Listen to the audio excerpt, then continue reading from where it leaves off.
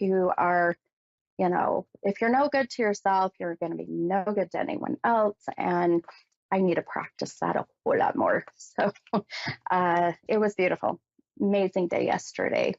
All right. Well, let's go ahead. I'm going to pull our affirmation for the day, or well, for the week, I should say. For anybody that's new and listening, I'll pull an affirmation card based on the numbers or a number that I'm drawn to. And I really it's just an intuitive number that pops in my head. And usually, if not always, that number ends up connecting to uh, either one of my callers um, or it ends up connecting to someone that ends up joining my live that I do on my Facebook page on Stephanie's Tarot Readings. I do 2 hours of free readings. And so if you're listening and you're ever interested, head on over to my Facebook page, Stephanie's Tarot Readings, and I just randomly pick people that are, that are on and watching, the viewers, and we just go with whatever comes. Or if you have a specific, question, we also can do that. But yeah, it's fun. It's a fun night. Wednesdays are my busy nights. Days is rest. Nights are busy, but I love it. When you enjoy what you're doing, it's not work. It's just it's enjoyment. I look forward to it.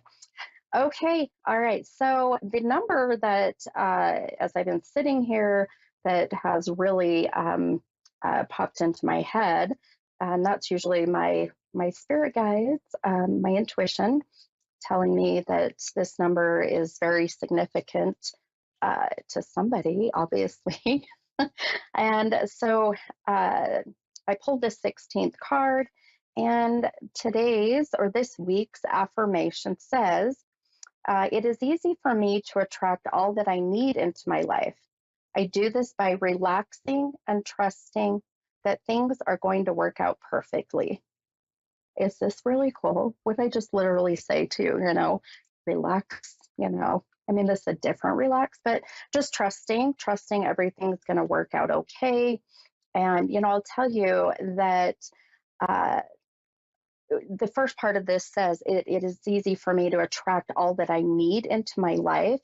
And, I'm going to be honest, when I was not in the mindset that I am in now, with the positive and just being optimistic and trying to, manifest everything in my life, of what I really want, I was seeing so much stuff come my way that was so negative and was just so difficult. If I seriously felt like, gosh, you know what? That saying, I didn't have bad luck, I'd have no luck at all. And I was in that rut for quite some time. Then when I really started to connect with my gifts, my spirituality, and really doing so much research about the law of attraction, I realized that I was doing this to myself. All the bad thoughts, anything I said, and all of it was manifesting twice as much. So once I realized that, okay, I need to change my mindset, I need to change my energy. And of course, it doesn't happen overnight. It just doesn't. It takes time and it takes some work. But if the intent is there, it will happen. So when it says it's easy for me to attract all that I need into my life, it kind of is easy. I mean, it's easy in a way. I guess that's the best way I can put it. But really, relaxing and trusting that things are going to work out perfectly is key, right? Just trusting that the universe or God or whoever you feel, your higher power, really has your best interests in mind. And at the end of the day, I feel if you, I heard this the other day, and I'll mention this quick, and then I'll take my first caller. But I heard the other day on a little documentary that I've been watching. How would they put it as?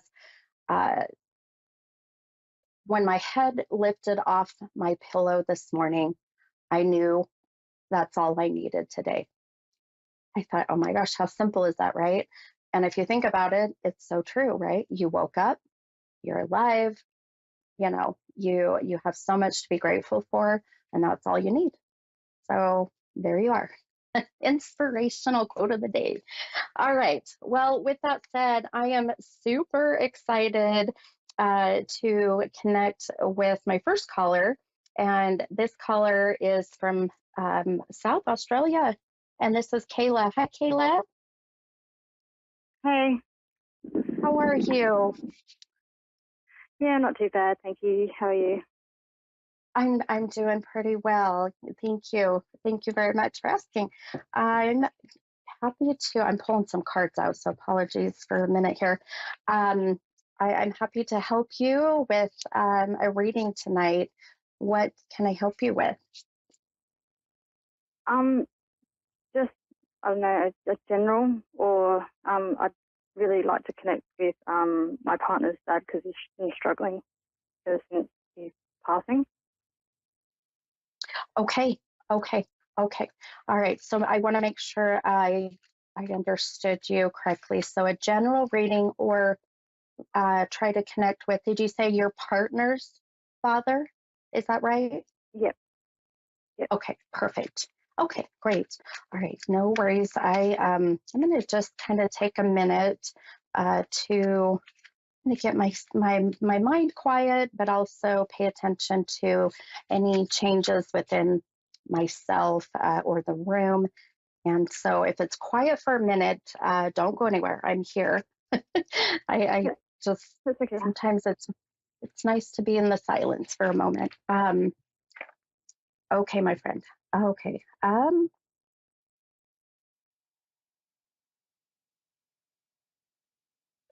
Okay, let me ask. First and foremost, I always ask my callers, even just, well, all my callers for the night. My two calls I usually take, but I do free readings on my Facebook page a little after I get off my show here. And anytime that I pick up numbers that really just they pop into my head, and I feel there's a really strong significance, I'll share that. And the number that before I got on my show tonight, I keep seeing the number 16. So 1 6. Do you connect with that in any personal way, or with your partner or partner's father? Um, Not that I can think of at the moment. Okay, okay, no worries. Yeah, Sometimes I'm not this too is sure. okay, no worries. That's okay. I always ask, and I know that someone of my that will come within my path tonight. This is going to be significant, and really, just keep in mind this can be the 16th of Could a it month. be, sorry, the first and sixth? I'm sorry. Could it be the first month, the first day of the 6th month, Yes, ma'am. the 1st of Yes, June? That's my yes. partner's birthday. Perfect. Perfect. Okay, wonderful. Okay, so this very well is already uh, possibly your partner's the father starting to come in, give us some connection already. So I love it. Just gave me chills. Gave me chills, Kayla. I love it. I never doubt. I'll tell you, people will come to me and they'll say, doesn't quite make sense. And I say, it's okay. It will. And it always does eventually. Okay. All right, my friend. Yeah, it's amazing to see. Uh, okay.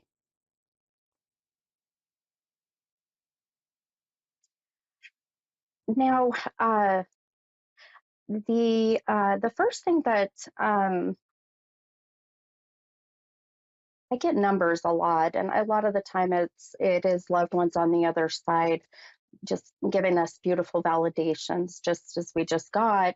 And so I always ask, before I get on my show, I do ask that any souls that walk within God's white light that would like to channel through me to give me signs, symbols, numbers, and numbers are always so popular, I guess, if you will. And so as I'm sitting here, I, I, well, this isn't true. Okay. Um, I'm also getting a 27. I keep seeing 2-7. So like the 27th of a month, the age of 27. Uh, Um, I'll just uh, I'll just ask my partner. that's, say that again, Is hun. it I'm dad? sorry. The number 27 is dad. No, not sure on Okay. that one. Okay. No. Okay, hun. No worries. That's okay. Uh, okay. Okay. Her dad's passing. If this is who I'm starting to pick up on with dad, if this is dad, I'm starting to get the energy changes, as I call it, in the room. I feel I keep getting the sense of I am sick.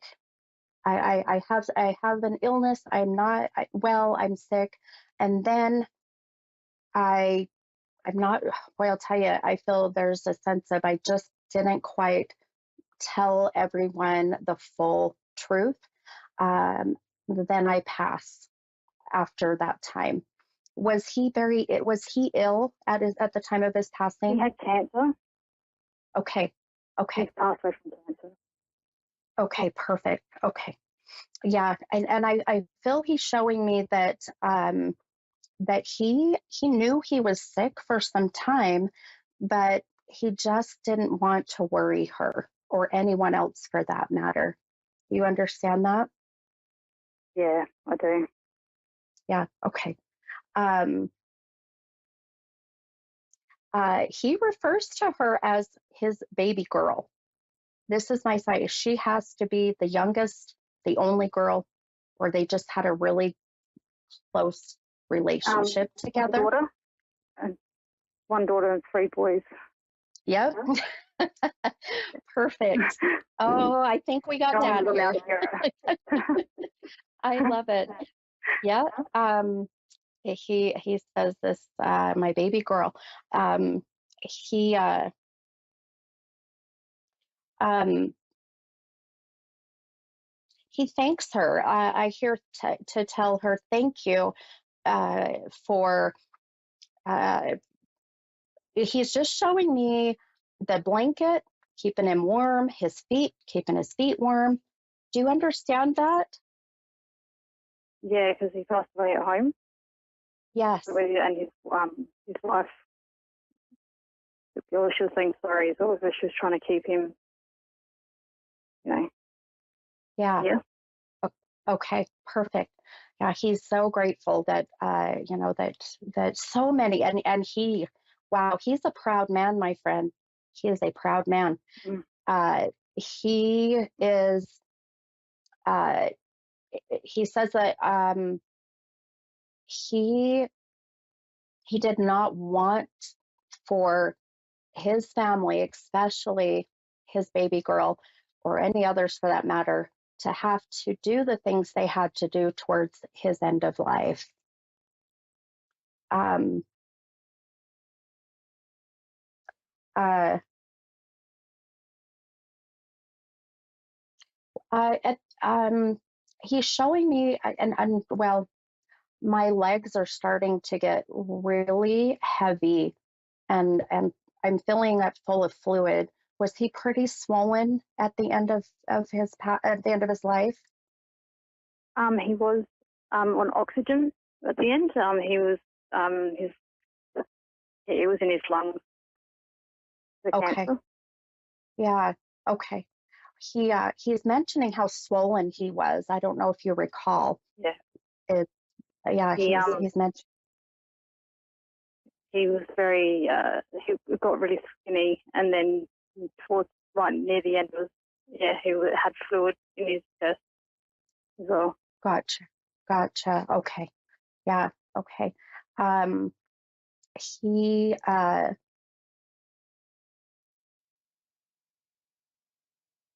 um wow.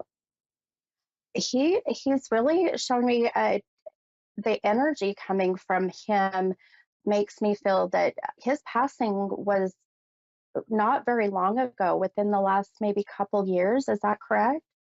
Yeah. Yep. Yeah. Okay. Um, yeah, he says, It was 2 years. Just over 2 years ago. yeah, just barely, right? Just Yeah. over. Okay, perfect. Um, oh, now I understand why why the the birthday, of your partner, um, uh, that he just, wow, he is so proud of her, and just so proud that he gets to call her his daughter. And he also he needs her to also know. I keep hearing that he he absolutely loves, approves of her choices that she has made recently in her life. Do you understand that? Yeah, I do. Perfect. Perfect. Um, okay. Yeah, he's definitely, he's a bit of a quiet man. I have to tell you that. He's a little quiet. I and I don't know if this is just because he's just a little, maybe he's a little radio shy, or that's just Yeah, how he was. he's quite he'll say exactly how he thinks, and he's always very he jokes around all the time. He used to, Yeah, but I he was love it. always the first one to say something, and he was quiet, but he said it quietly. But then when he needs to say something, he'd say it. Yeah. Oh, perfect. Well, and that's how he's coming through, is the same way. Um, I know I only have a couple minutes left in this segment of my show, but one thing I have to leave you with, and I would say also with your partner, is he said you're right. He is kind of funny. Did you get the chance to meet him, by the way? No, I didn't. I've just heard a lot about Okay. him. Oh, I've been perfect. told a lot by Okay. his mum. Yeah. Okay. No, that's perfect because uh um he's he's hilarious, but he says, tell my daughter, tell my daughter she's done good. She did good. He says, tell her she did good. And he says, make sure you include me in celebrations in the ceremony. I don't know if you're planning to have a ceremony, you're getting married, or birthday celebration, but he wants to be remembered and included. So make sure you honor him for sure, okay? Yep. Okay. I love it. Um, and one last thing, really quick, too. I do feel that uh, he he's really wanting her to make sure that uh, this is interesting. He says for her to make sure she gets her knees checked, her knees. I don't know if she's having issues with her knees. Very random. His wife has had a knee reconstruction, so she's got pain in her knee again. Ah, perfect. So this just validates that he is watching over her, sees the struggles, and now he's saying, please tell her to make sure she takes care of those. And how amazing is that? I love it. Amazing, beautiful validations from her dad, my friend. I love it. Um, well, I hope just this little bit helped you and your partner, and just give you, just some comfort knowing that he's watching over you all. It does. Thank you. You're welcome. Have a wonderful evening. Thank you, Kayla. Thank you. Bye. Okay, bye-bye. All right. perfect. I love it. Oh, how beautiful.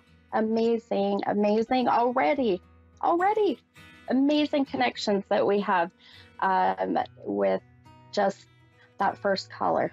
It blows me away sometimes how, that spirit works, and how beautiful that they can come through with such amazing, specific validations.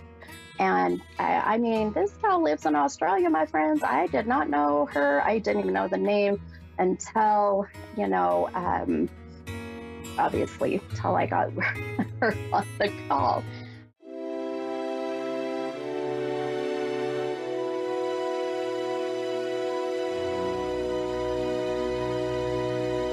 A1R Psychic Radio is pleased to announce that John Capello has joined us. John Capello and the Psychic Side, live from johncapello.com.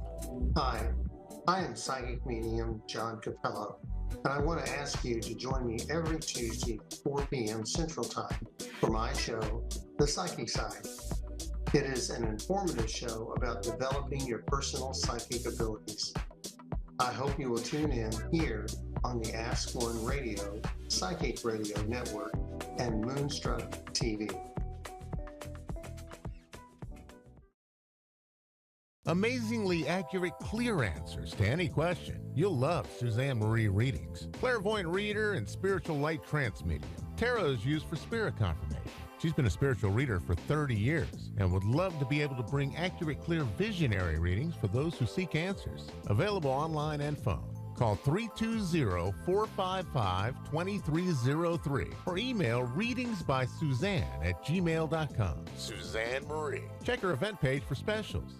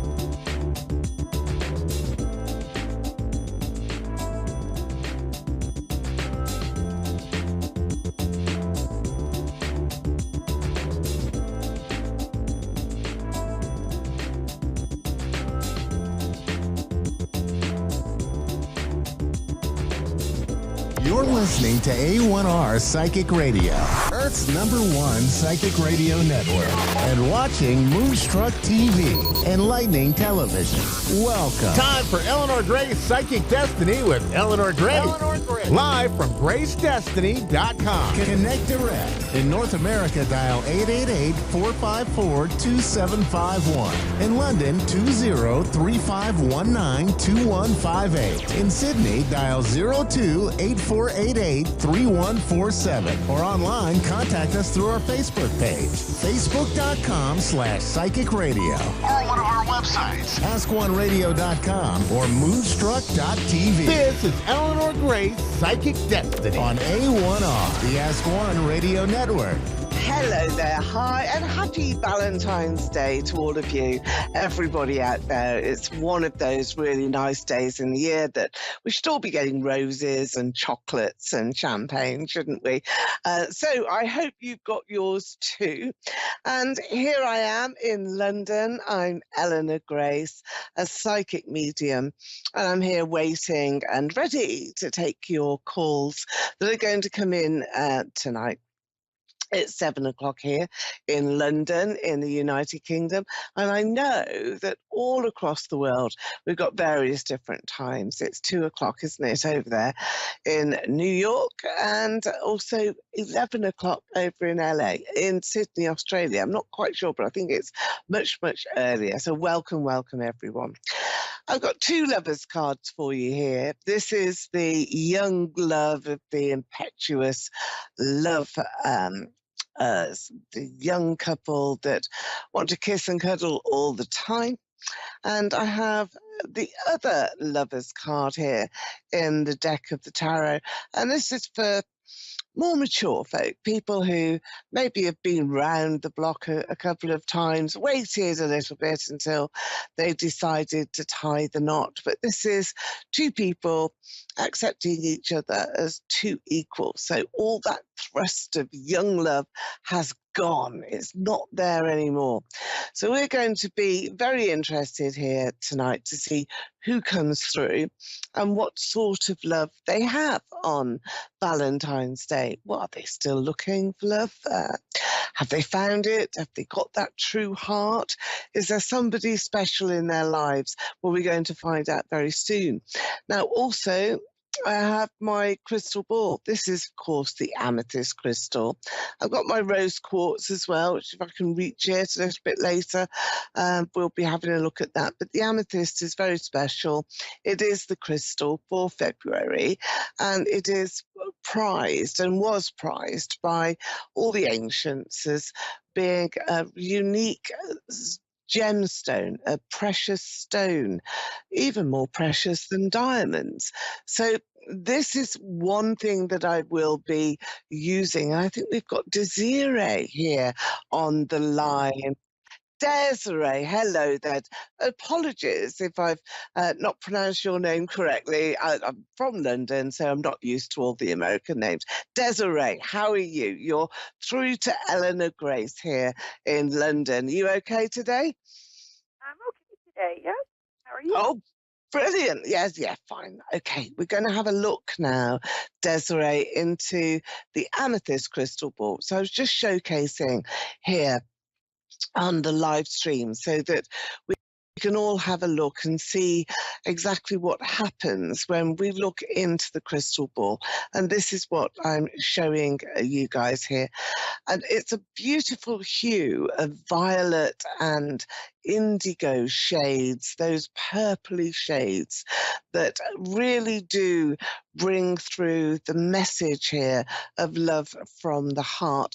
And this is what I feel is there with you, Desiree, that, you know, there's some changes that you're going to be anticipating, but you know about those already.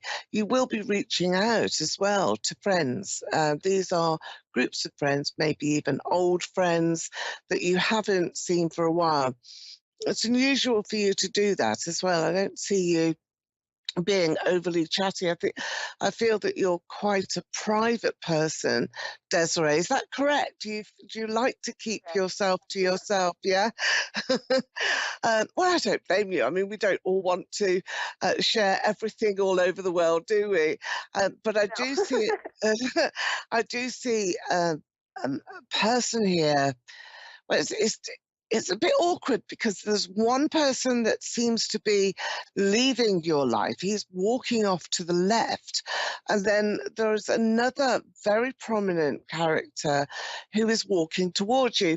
And he's coming in from the right here in your crystal ball. So I feel that you have a dilemma and that you will be presented with choices. I've said that there are changes coming in already, but I feel that these are choices that are private to you, and perhaps, you know, that's the way that you want to keep it. You don't want to elect to really sort of say too much about your preferences, but I feel that there is a situation that you need to resolve. So there's somebody who's either leaving your life or who has left your life already that you need to get sort of on board in your own mind, in your own heart, and you need to understand what happened there before really and truly you can welcome this other person into your world.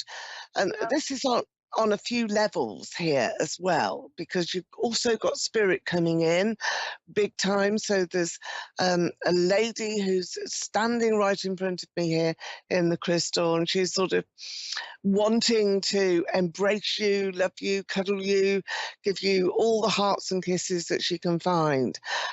So this is a maternal person, a grandmother, mother, who is showing here. And I've got the big capital of A as well here, Desiree. Yeah. Okay, so let's just see where we are with what is being shown to me in the crystal ball. So has this happened? Is this happening now, where somebody is walking away, or have you really allowed somebody to be removed from your memories and, really just think, okay, that was then and this is now? Is that true for you here, Desiree? Yep.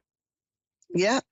And the person that is walking here towards you, that I can see on the right, have you met him yet? Because if you haven't, and if he's not actually approached your life, then you've got lots of surprises coming in, because he's almost there. I feel as though commitment, love, romance, abundance is almost there. So is he there yet? Let us all know.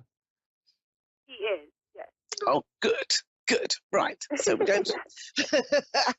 Well, I always have to be careful, because sometimes we've got this time scale. I'm seeing things in the future, because that's where I live most of the time, in the future. And you are operating and functioning today. So, of course, we have to synchronize what I can see with what's happening really in your life. And that's why I'm always very careful to make sure that we're accurate, we've got it right, we know where we are, and then we can look at what's going to happen next. But usually, Desiree, when we have the crystal ball bringing in such prominent images about you and your life, that's when really you can't falter it. It's a clairvoyant image, it's a psychic image, it's come from spirit as well. It's not being predicted through cards, or there's nothing random about it at all. Now, can you tell me, this capital A, who is that in your life? My mom. What's her name? Anne Marie. Oh, it is Anne. Okay. Is there an Alice as well? Or No. Alison? No. Okay. So it is Anne, the big A. And is she with you in spirit? I believe she is. Yeah, I think she's around you. I think you can feel Anne, can't you, your mum? And I feel that this is so special as well, particularly today, because she's sending you those hearts, those hugs, those kisses, cuddles, big cuddles. If I was with you, I would hug you, and I would just really share that emotion. She's showing you this card as well. I brought this out already. This is a more mature relationship, a marriage, a signal that there's a commitment that is going to just grow and grow and grow, get better and better and better. And this is a card that I'm taking now for you, Six of Pentacles. This is about a time scale. So this is June this year. It's the 6th month of the year. This is when you will be feeling as though you've achieved something that you've really thought you weren't going to. This, I feel, is more in the area of financial stability. It's got pentacles around it. You've got savings here, and wanting to stockpile even more, put pennies away, but then more than that, and create a lovely sort of soft bed of a nest egg for you. So it's putting everything away.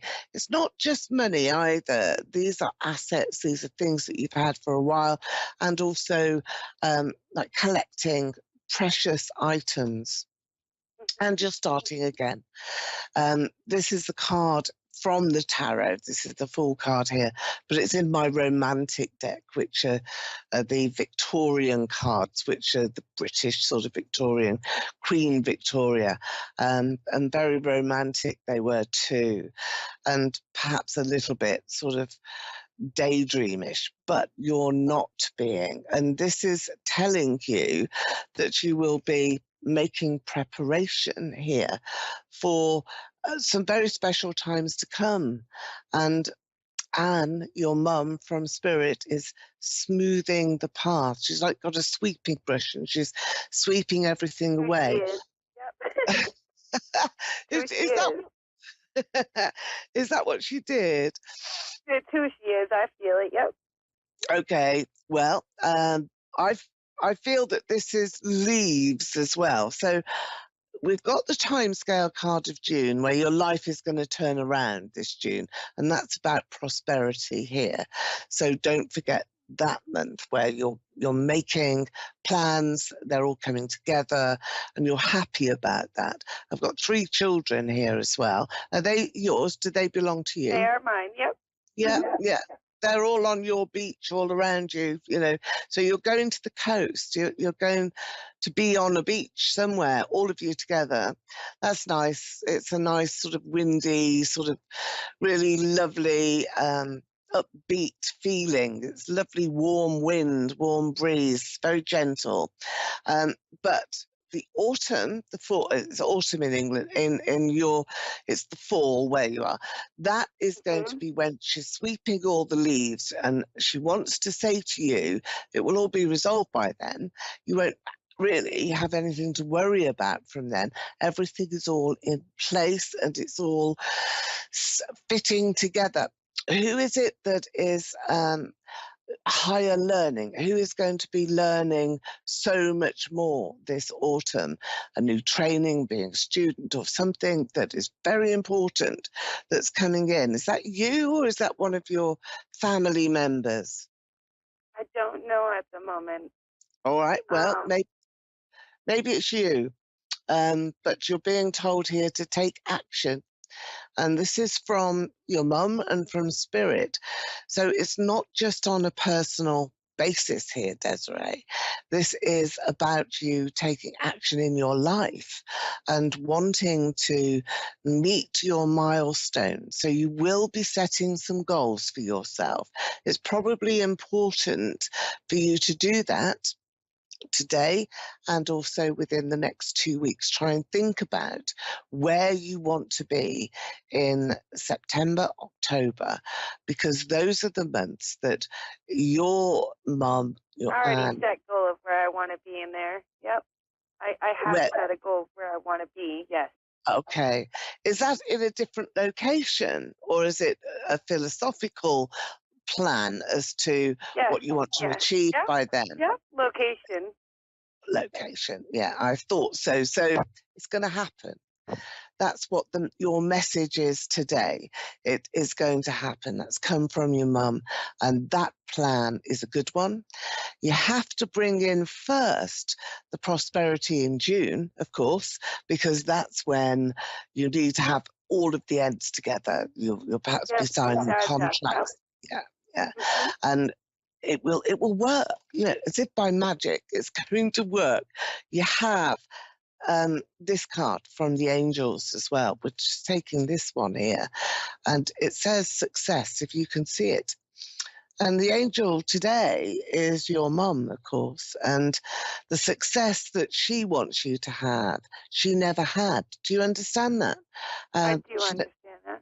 Okay, she never had it. And that, I think, is very special message here for you, because it's out of this world. It's outer-worldly, otherworldly, that's the saying, because it's coming in from this very special place. And she's giving you that as a gift. She's almost saying to you, look, you can do this, and I never could. And I'm so thrilled for you. I'm so pleased for you. There's a ring as well. I want to show you a ring. She doing this with her fingers. I think she always did. There was a ring that was too big or something. It went round her fingers too much. She hated it and got annoyed with it. But she wanted, is that true? She wanted to let you know that she's there with you. And this ring is coming to you as well. So you're likely to have something bought here for you as a gift.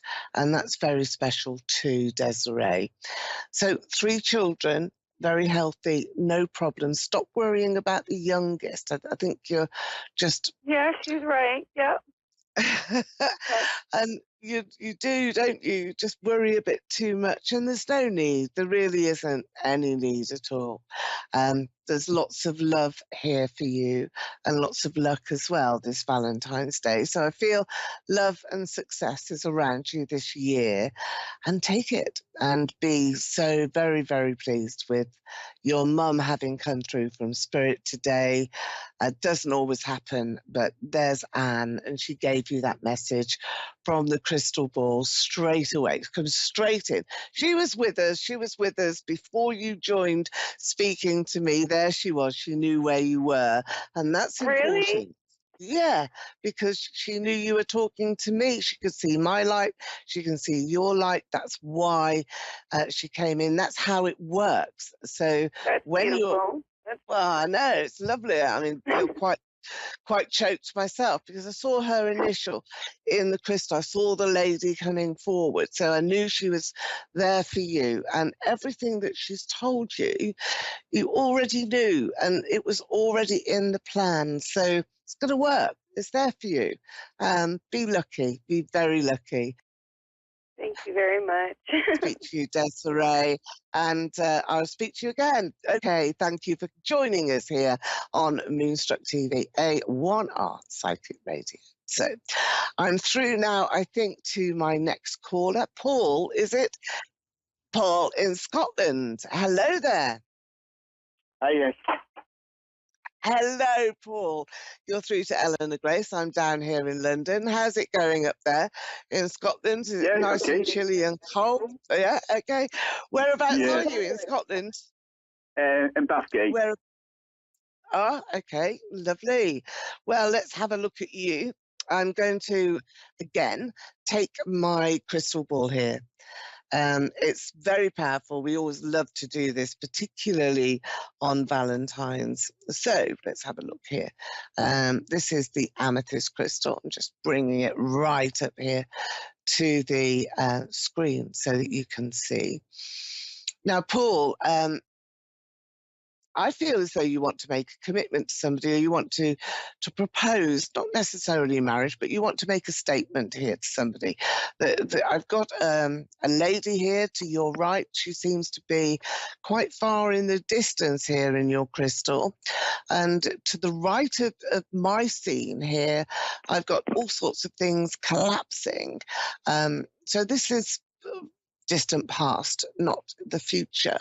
And the collapsing elements here is a bit sort of like snow would fall very quickly. And I feel that that's something that you've endured and that has happened in the past, has marked you and made you feel very tentatively going forward here. But I've got this wonderful girl who is very, very much in your future and part of your life, and somebody that embraces you, sort of warts and all. So she's quite prepared to take you on, and there's a very busy business that's here as well that I can see. Money changing hands and you feeling as though you're being very successful. A creative journey is what you're on. So I do have here a very strong pathway.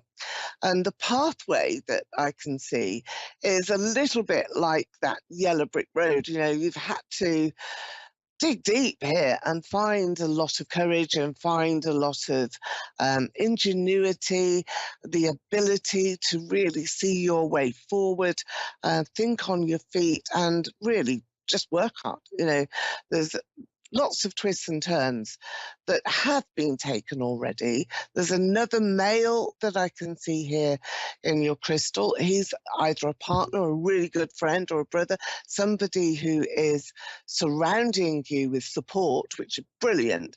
And this business opportunity coming out of creative thinking. So it's something that you may start small, you may have already done it.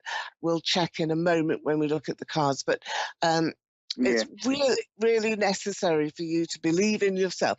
Is that something that you've already started, Paul? Yeah. Okay. Is it recent? Is that something that you're sort of, oh, is that the right thing to do? Is that how you felt? Yeah, it's been recent. Yeah, okay. Well, I'm telling you from the crystal here, it is. It's absolutely the right thing to do. It's the only thing to do.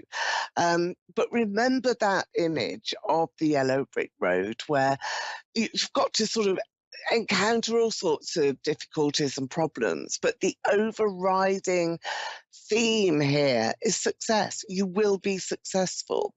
Let's take a quick look into the cards as well, because it's nice to get this detail. Now, the girl that I can see is sort of quite distant. She's beautiful, and she's very romantic. So she's probably very likely not to, how can I say it, sort of be business-like. You know, she should be a bit more dreamy, or perhaps not able to function here on this very, very practical basis. But that's what you're attracted to. Is that correct? Is that her? Is that how she operates? Yeah. Well, you've got here the Ace of Cups, which has come through in your cards. This is falling in love. I mean, it's Valentine's Day. Happy Valentine's Day. And you've got the card for falling in love, which is amazing.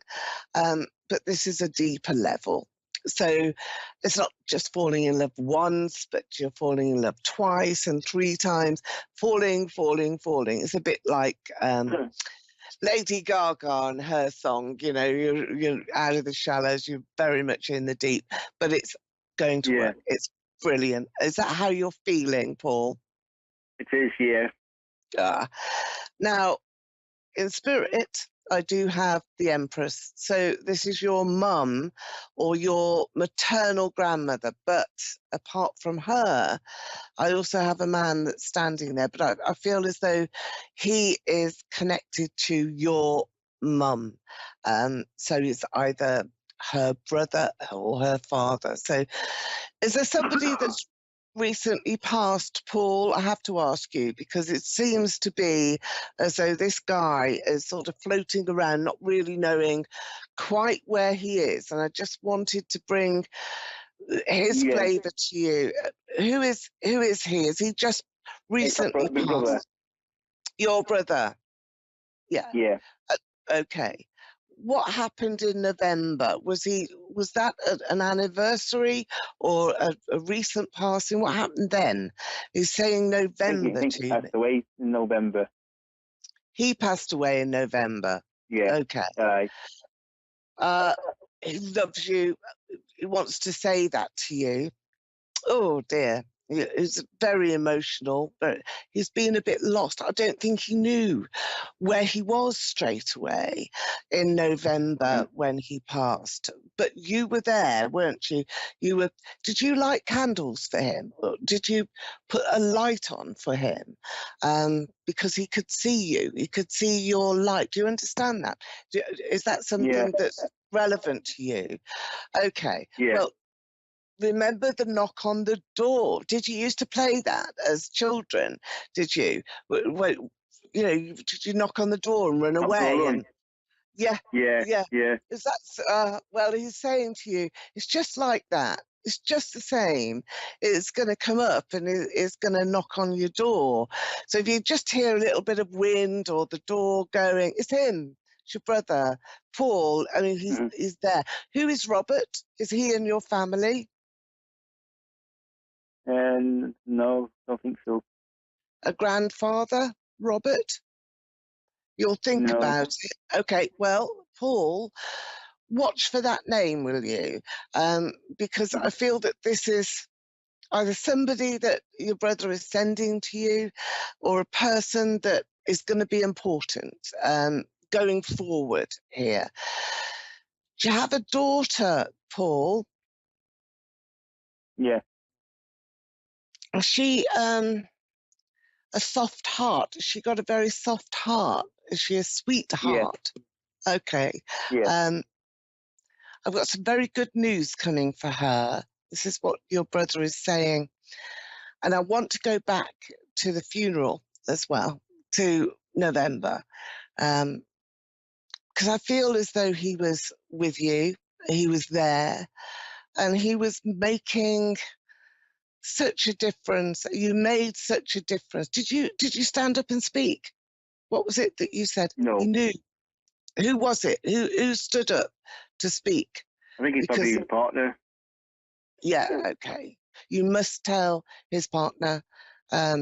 He knew what she was saying, and he was there. He was part of it. He was present, and then whisked away. And that's when he knew where he was. That's when he knew. However, one last message from him is the Sun card here, and the Sun card is for you. It's about your business success. Go for it. Remember the tricks that you played as boys, and always remember him that way. So I'm going to love and leave you, and thank you so much for joining us today. Paul from Scotland, and I've been Eleanor Grace, and I'm your psychic medium, and you can find out a lot more about me on gracedestiny.com. See you same time next week. Bye for now. Bye.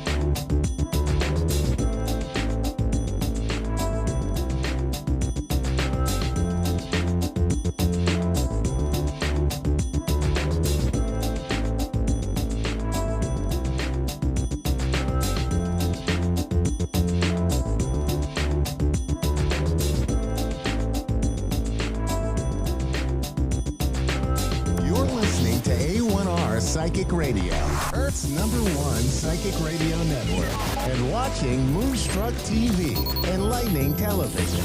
Welcome. Time for the Urban Monk with the Urban Monk UK. Urban Monk UK. Search Long Road to Richmond on Facebook. Connect direct. In North America, dial 888-454-2751. In London, 20-3519-2158. In Sydney, dial 02-8488-3147. Or online, contact us through our Facebook page, facebook.com/psychic radio. Or one of our websites, askoneradio.com or moonstruck.tv. This is the Urban Monk on A1R, the Ask One Radio Network. Hello, good evening, good morning, good afternoon, and welcome back to Monk Towers. We're live with the Urban Monk on A1R Radio and Moonstruck TV. Tonight, I want to talk about clock time and psychological time. Clock time, very important, because I've only got 15 minutes, so I need to get across to you guys exactly what it is that I'm talking about. When we're living in the present, we tend to think about the past and think about the future, but bring ourselves back into the now, the present, by being silent and quiet and being grateful and thankful and generous for what we've got. But clock time and psychological time are two elements that, as human beings, we really need to take into account and consideration. Clock time, what is clock time? Well, clock time really is the man-made concept of splitting the day up into hours, splitting the year up into days, months, weeks, moments in an hour. I need to be at the dentist by 9 a.m. I need to go to work at 7 a.m. So we split the day or our life into those times, if you like. Those times, clock time, that's about being present. We can only start work at 7 a.m. when it's 7 a.m. So we're in the moment. Psychological time is really when we look back at the past and when we think about the future. So if we have a problem, let's say now, and we think about the mistake we've made in the past when we've done that before, if we've put that to bed, or if we've acknowledged that that was a past event and we don't resonate with it or identify with it, then that's still clock time. It becomes psychological time when we take what we did in the past, we haven't learned from it, we allow it to dwell, we allow to worry about it, we allow ourselves to project that into the future, if you like, into a future time that doesn't exist, into catastrophization.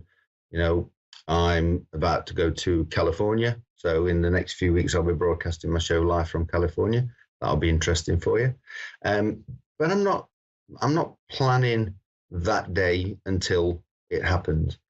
The flights have been booked, the accommodation and visiting with my friends is all in hand. That had to be planned, but it only had to be planned in the now, in the present moment. I emailed him, is it okay if I come over? And I did that now. I'm not sitting thinking, what if the plane doesn't take off? And actually, what happened today was, if anybody in the UK has been paying attention to the news, sometimes we have to, in the news today, the major airports are still keeping the numbers of passengers allowed through the airport per day because of issues with staffing as a knock-on from COVID, apparently, when everybody was kind of furloughed and allowed to go off and do something else or fired from their jobs. So because there's not enough staff in the airport, there are only so many flights. There's only a certain number of people that are allowed to fly.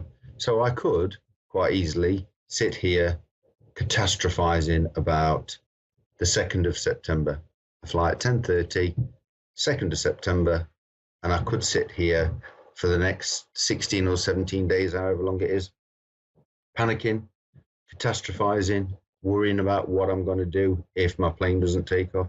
What am I going to do if I get down to the airport and I'm not allowed in? I could do that. But by being present, I realize that if I do that, I'm going to alter the vibration of my mind, my brain, my body, my internal energy, my health will suffer. And it's a kind of knock-on effect. It might only be a minor issue. It might only be a minor change in vibration. But if I add that to all the other things that I might be catastrophizing about tomorrow or in 20 minutes time or in an hour's time, then that's when the body starts to suffer, when the health starts to suffer, when the vibration of the body that we're working so hard to get into the universal energy vibration, that's when all that goes to pot. It goes off the edge, starts to change, and illness follows. And if it's not illness, then it's a change of attitude or a falling out with a partner or a disagreement with someone at work, because we're letting a future event control us. That's psychological time. So clock time, it's now. That's all there's ever going to be. You know, I've said this and we've spoke about it in earlier shows. If you were walking down the street and a dog walked past and you said to the dog, "Excuse me, what time is it?" If it could speak, it would look at you really strangely and just say, "It's now. What other time is there?" So realistically, there will never be another time that you live. You've never lived this life before. You're here right now. Some famous quote, I can't remember who said it, but every day is a new life to a wise man.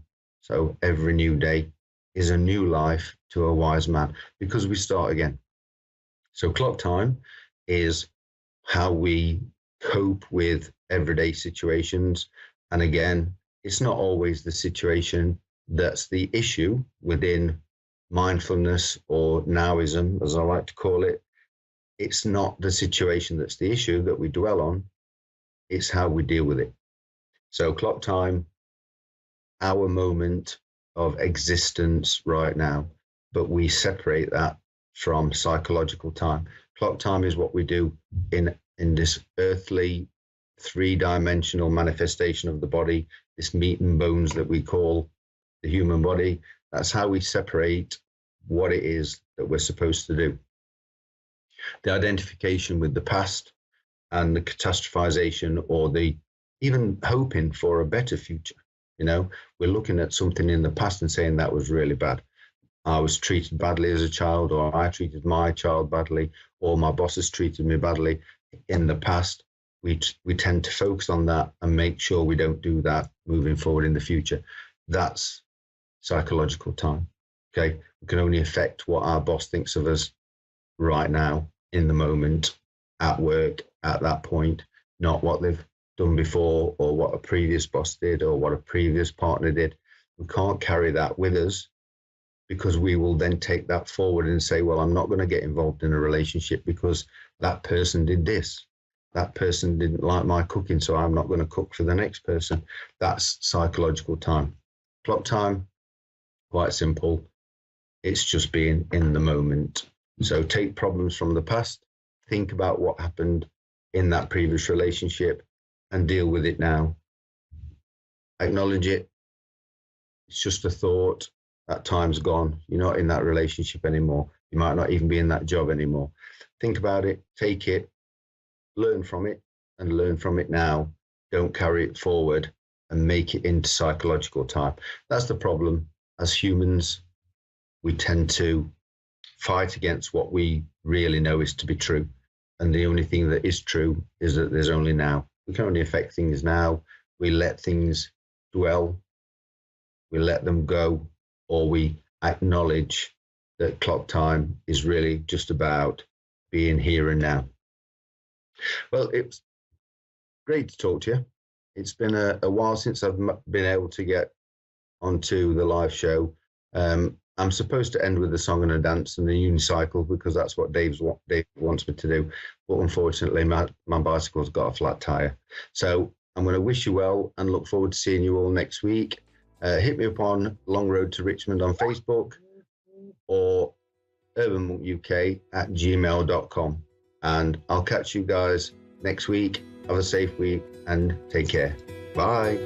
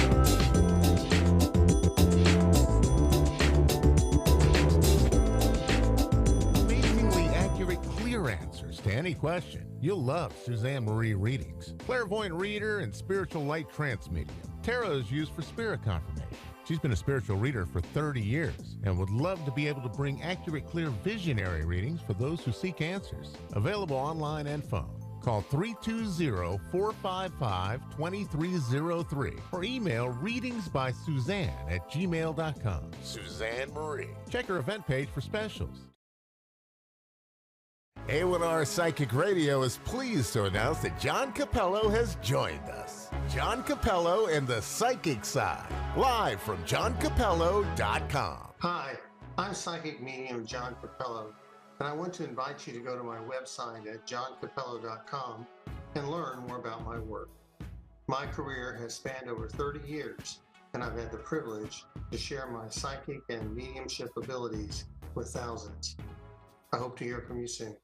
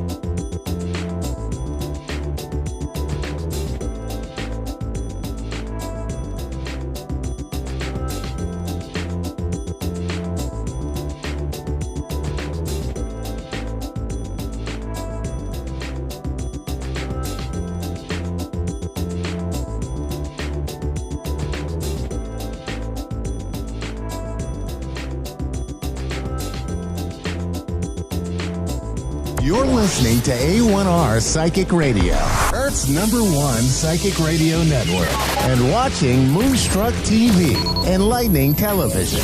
Welcome. Time for Susanna Medium with Susanna Hershaw.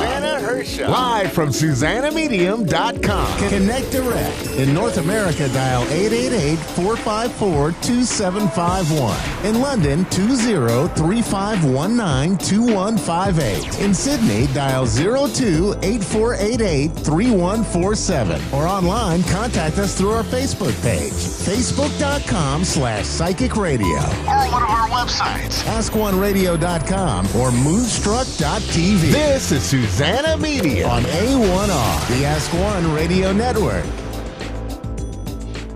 Oh, wonderful, wonderful. So Good morning, good afternoon, good evening, lovely, lovely friends. Thanks very much for tuning in and being here, listening to the Ask Radio Network, A1R Psychic Radio, and Moonstruck TV. And I'm your show host for this one particular little slot, Susanna Medium. Everything is Susanna Medium. So it's good to be here. I hope you are well, whatever you are experiencing or whatever life is bringing to you. So it feels like I'm talking to you directly from a museum. And then as I'm sitting here, if you can see me, it feels like as if I am a museum curator.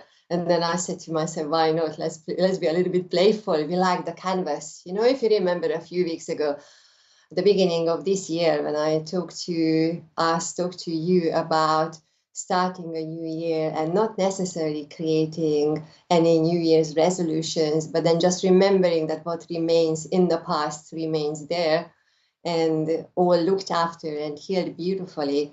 And every moment or every year, at that time we were talking about the year, the beginning of the new year, it's a new year, a new canvas. And you see, now I was thinking, how are we getting on with our canvases? What is happening? What are we putting onto our canvas? Are we painting? Are we using single dots, really scattered here, there, all over the place? Or we are using colors and we are linking the dots together. We are understanding things and we have the intention, we are creating something and we are going with the flow. Or maybe we are already using bigger forms, bigger shapes and forms we put onto our canvas. And maybe we are putting life together as puzzle. Maybe the new year began as all the pieces were scattered all over the place. And now you know that your job is to put your puzzle together. And then that is your mission. So a lot of us are experiencing that. And you see, we might keep everything on one canvas because we feel that we need to deal with that energy as opposed to putting or starting to put different things onto the other canvases. But you see, I was really drawn to bringing this idea back to you. So it's just a reminder for all of us, because I'm going to take a caller in a minute, and talking to a caller, that every moment, take it as a new moment, and what did not work and what made you frustrated, angry, really sad, really, really angry, outrageously frustrated, anything, then that is one moment, and take a breath and ground yourself. And then take the next moment, because the next moment, what you are experiencing might just be very different from the previous one. And because you are bringing different energy to that. So as you are watching this show, look at the canvases, they are all empty behind me. I really love this idea. And that is really an invitation for you to be mindful in that way, that whatever life throws us, yes, some of those things are just really being being thrown at our own canvas like blobs of different things, and we cannot really do much about those. But then there are other canvases and other opportunities for all of us. And then again, just one more thing, you might see that if you stand a little bit differently or a different corner, different angle, you look at your picture or somebody else's picture, somebody else creating your picture, then you might have a different understanding. I won't even start talking about turn your canvas in 90 degrees or turn the canvas upside down, because the life we are living right now, we might need to have really a different approach. So be playful, bring that playful and curious energy, and most certainly bring that very grounded energy to your moment as you are creating the next moment. So let me know how you're getting on with that. Feel free to send me an email to hello@susannamedium.com, and also check out my website when it is going to be live again. And it's everything is Susanna Medium, susannamedium.com. So we are available for many, many wonderful things, not just readings, but healing, and then again, talking and inspirational talks. And then, yes, if you haven't signed up for my 7-day challenge, psychic challenge, that's the time. Every week we start a new challenge, and that's your challenge, how you can develop your own abilities and be very creative and playful. Bring that energy into your life. So here we go. I'm going to talk to Leslie in Montreal, Canada. So Leslie, how are you? Thanks for being here. Hi, thank you for being there, Susanna. Lovely to have you here. Go ahead. Yes, good to have you here. So how can I help you? What should we do? Well, if you can connect me to any of my angelic family, or pass a message on to me, or provide me with any direction, you could help me in any of those areas. Absolutely, absolutely. You see, now it's like always like a shorter conversation. So I will have a go. I will do the best we can create here. But as I'm listening to you, Leslie, I'm present to a father's energy, you know, and then what I'm feeling, if you understand, with the energy of the person, somebody who's very warm, like warm-hearted, you know, and gentle and loving energy, and then just very quietly and very lovingly coming around you. Would you understand a father, possibly a great or a grandfather? It feels more of a father who is that very, very warm energy, you know, and I'm here very, very, very, very heart energy. Would you understand the dad, your father, please? I wouldn't say it was him. I would say I thought you were talking about my great aunt or my grandmother. Okay, But I wouldn't say. But okay, not with your dad. I Okay. wouldn't say them. Okay. Say that again. Yeah, okay. So I will just work with the energy. Okay, so let's work with the energy. So what I'm feeling is somebody who is very, very warm, very loving, and very close to you. And what that person is showing is that you've got stronger knees than what I have. And as the person is looking at you, as if really just noticing that you are able to do more things than what I could do. Would you understand the conversation with the physical ability, please? I think you're saying that I have the answer within myself. So what I'm feeling is that we will look at this person, you know, somebody who feels a little bit shorter for me, a very loving energy, and then just looking at your knees and saying that you can still do more with your physical ability, with your knees and with your walking than what I could. Now, with this energy, what I feel is somebody who is very good, very good at noticing things, very, very bright, you know, very smart in the mind, and would not necessarily talk too much and more just observe what is happening. But when that person was speaking, there would be very beautiful sense of humor coming forward, you know, very sharp, and very to the point. And with the words of what we say, we are not wasting time. You know, would you understand this energy, please? So I know this person and he's close. Yes, I'm just asking, would you understand somebody in spirit consciousness whom you recognize with this description, please? Oh, in consciousness, yes. I have a friend that I have shared very I have a friend that is sensitive and quiet, you know. Yes. Now, would you understand with this person? Because honestly, because I just go back to the beginning of the conversation. Let's see what we are going to bring out of this conversation. But you know, when you ask for mediumship, I was immediately present to 2 or 3 people in your family, you know, and one of them was this one particular person who is very, very close to us. And then it feels that as if that person is being asked to come forward, you know. Now, would you understand, because that person is talking about the heart energy, your heart, and then the person's heart. So it's either you or the person has slightly different heartbeat, you know, slightly different heartbeat, and then how, even metaphorically, how you are taking life's challenges on slightly differently, you know. But then what that person is recognizing is that you are very much like, I still say him because for me feels like a father energy, you know. So very much. Yeah, you're talking about my friend's father who passed away a month ago. Okay, bless you. His name is Thomas. Okay, I tell you what, let's work with that energy, because at the beginning I said a father or grandfather energy, you know, so let's work with that energy, because what that person is saying is that what goes is coming around, you know, there is a saying. And then what he's showing you, that as long as you are coming from your heart, you are like me, you know, we need to live our life from our heart. because that is going to open doors for you. And what that person is saying, that don't hold yourself back. Now, would you understand either you or the person having a gentle twitch with the eyes, you know, or as if I'm blinking or twitching one eye, it feels more of my left eye doing something. Would you understand that, please? Yes, I do. I thought palliative for somebody, and I need to let go of that.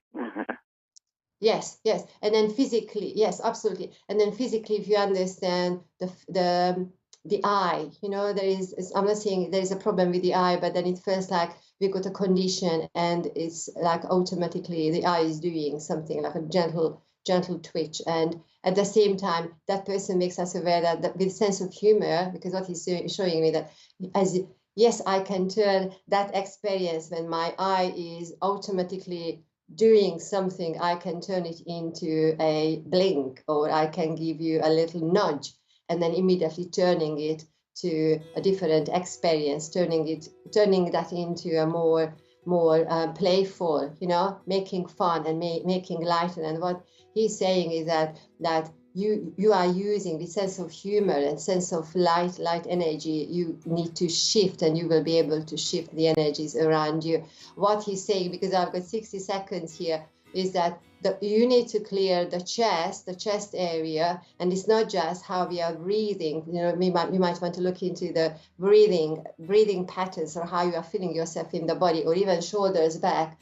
But then you need to air your voice. You need to air your thoughts, you know, because you've got a lot of clarity, you know, which needs to come forward. So he's helping you, he's giving you a healing from the heart center, from the back of your body, you know, and encouraging you to start speaking, you know, speak up and speak your truth. So I tell you what, Leslie, this was a very, very short conversation. Send me an email to hello@susanamedium.com, because finally we found a person and the energy started working with us. So that was lovely. I'm actually quite curious where would this conversation lead. But here we go. I need to finish my show here. So my friends, thanks very much for tuning in. This was our show, Susanna Medium, with your host, Susanna Medium. And I'm going to be back in 7 days' time. And from this place, I'm sending lots of love, many, many blessings. And then check out your own canvases and what you put as an experience. So here we go. Lots of love to everybody, and speak soon. Thanks. Bye.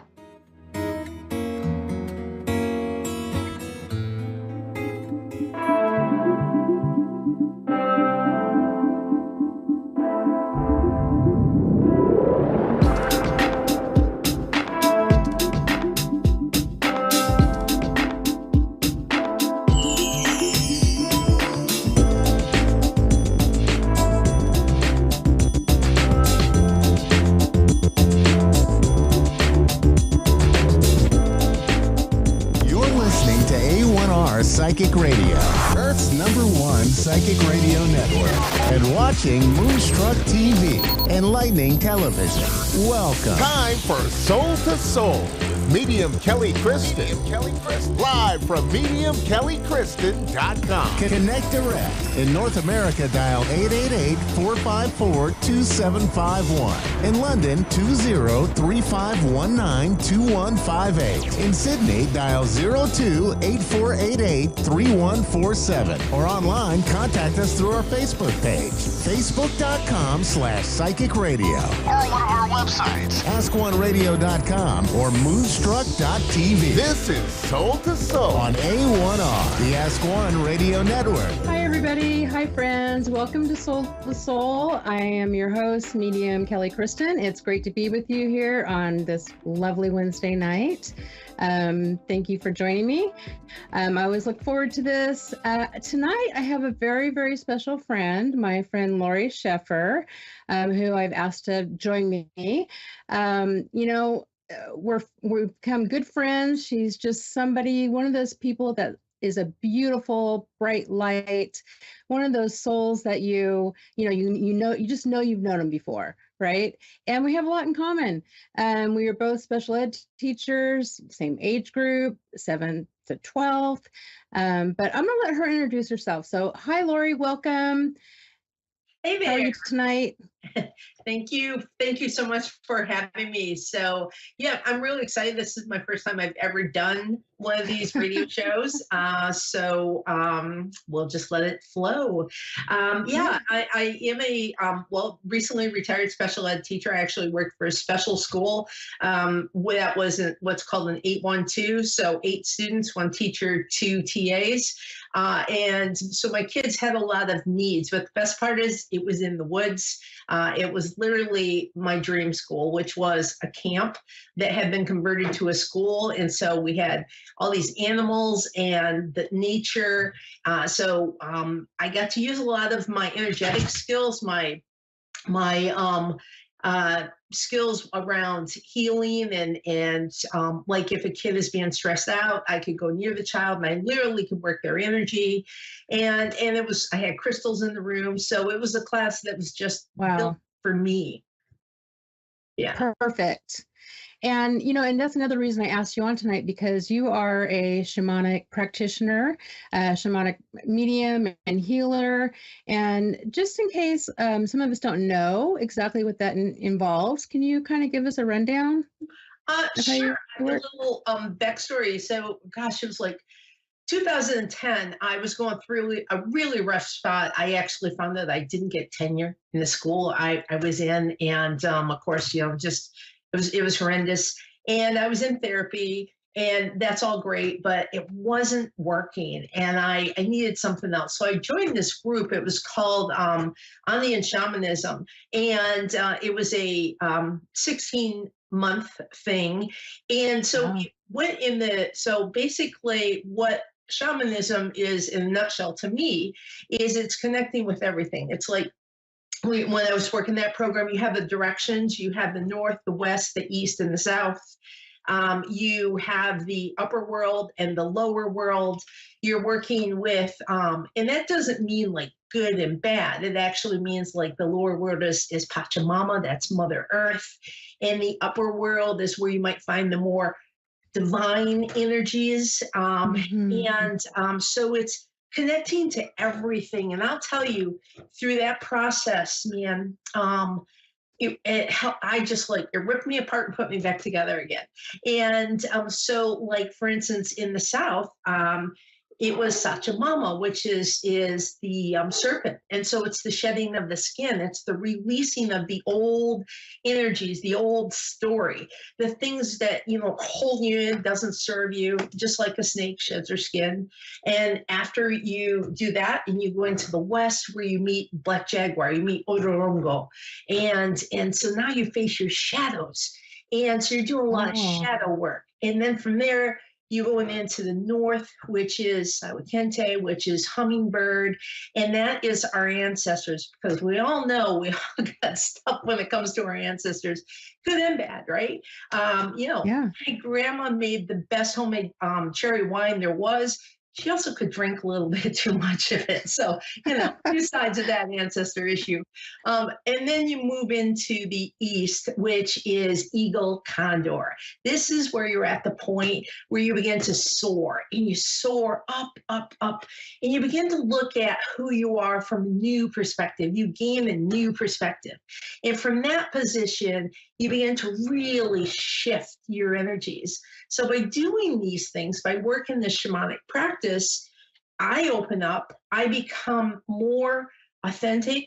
I became more authentic. I also became more connected to my own soul. And I just, I'm much better at now when I have hucha, dense energy. I understand that that doesn't have to stay. I can use my breath. I can shift it. I can push it down. I can give it to Pachamama and she eats it up like it's fertilizer, that good poop. And so to me, that's how I learned shamanism. Oh, that's so beautiful. I just love that. And I can listen to you tell your stories like all day long. And I know you do a lot of, I don't know if you would say it's channeling, but you use a lot of voice and breath work, and that's part of it as well, right? Is that more part of the healing process?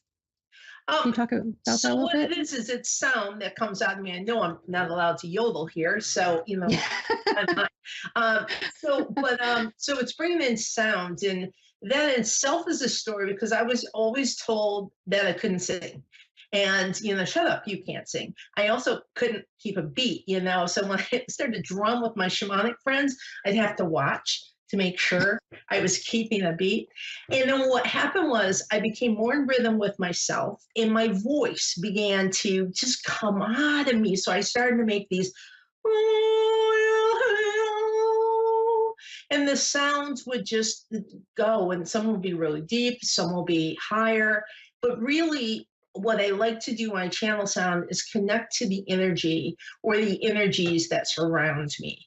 And then through that, create a very unique song that's unique to that moment, that sometimes is just channeled in from the ancestors, from lots of beautiful ones and many, many different traditions. Yeah, I just love it. You've done it for me several times. You've done healing for me. You've done ones that are just like friendship. And if people want to find out or want to learn more about this or book a session with you, I know you have. Lori is amazing now at TikTok. That's one thing that I have to give her kudos for.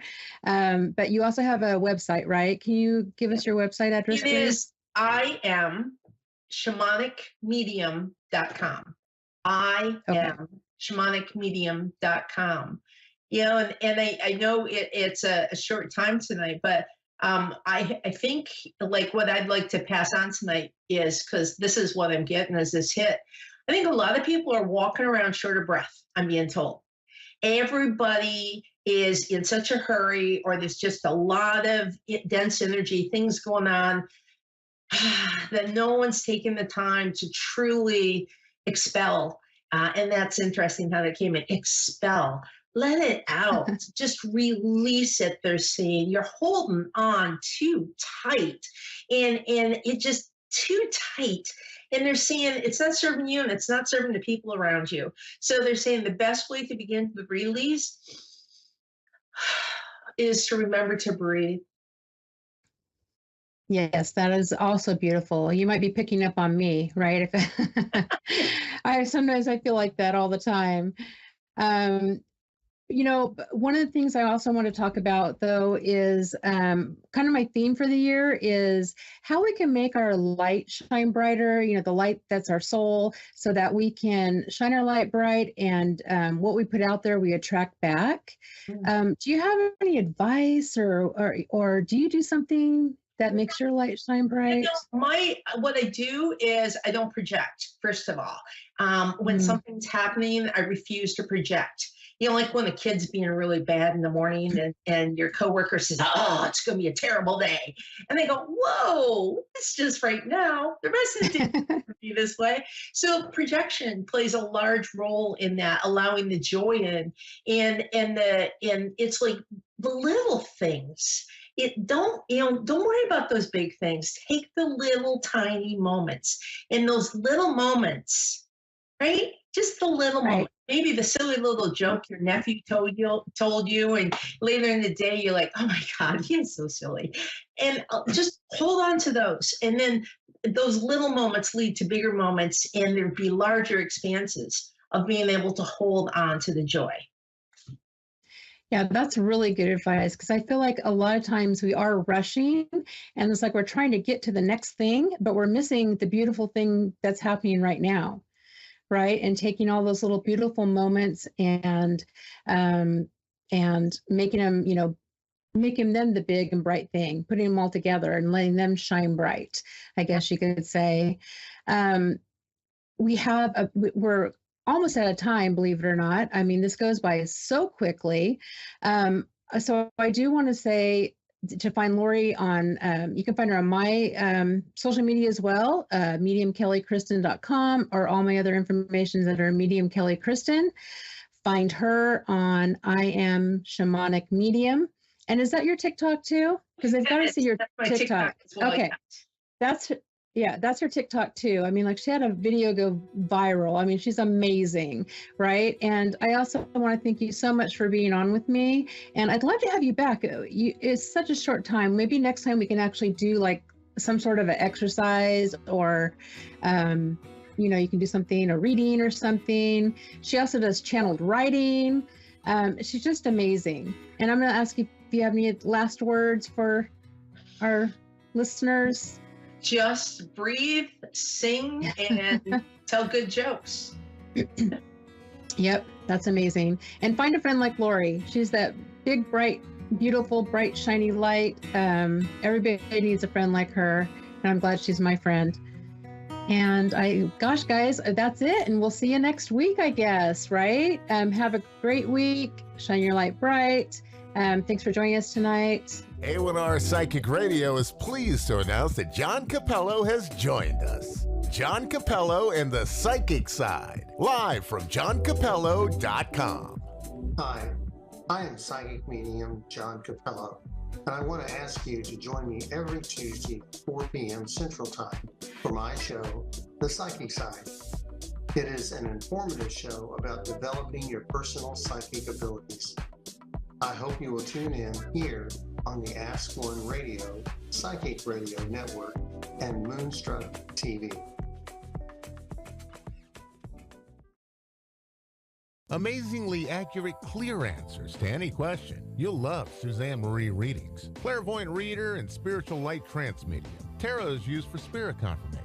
She's been a spiritual reader for 30 years and would love to be able to bring accurate, clear, visionary readings for those who seek answers. Available online and phone.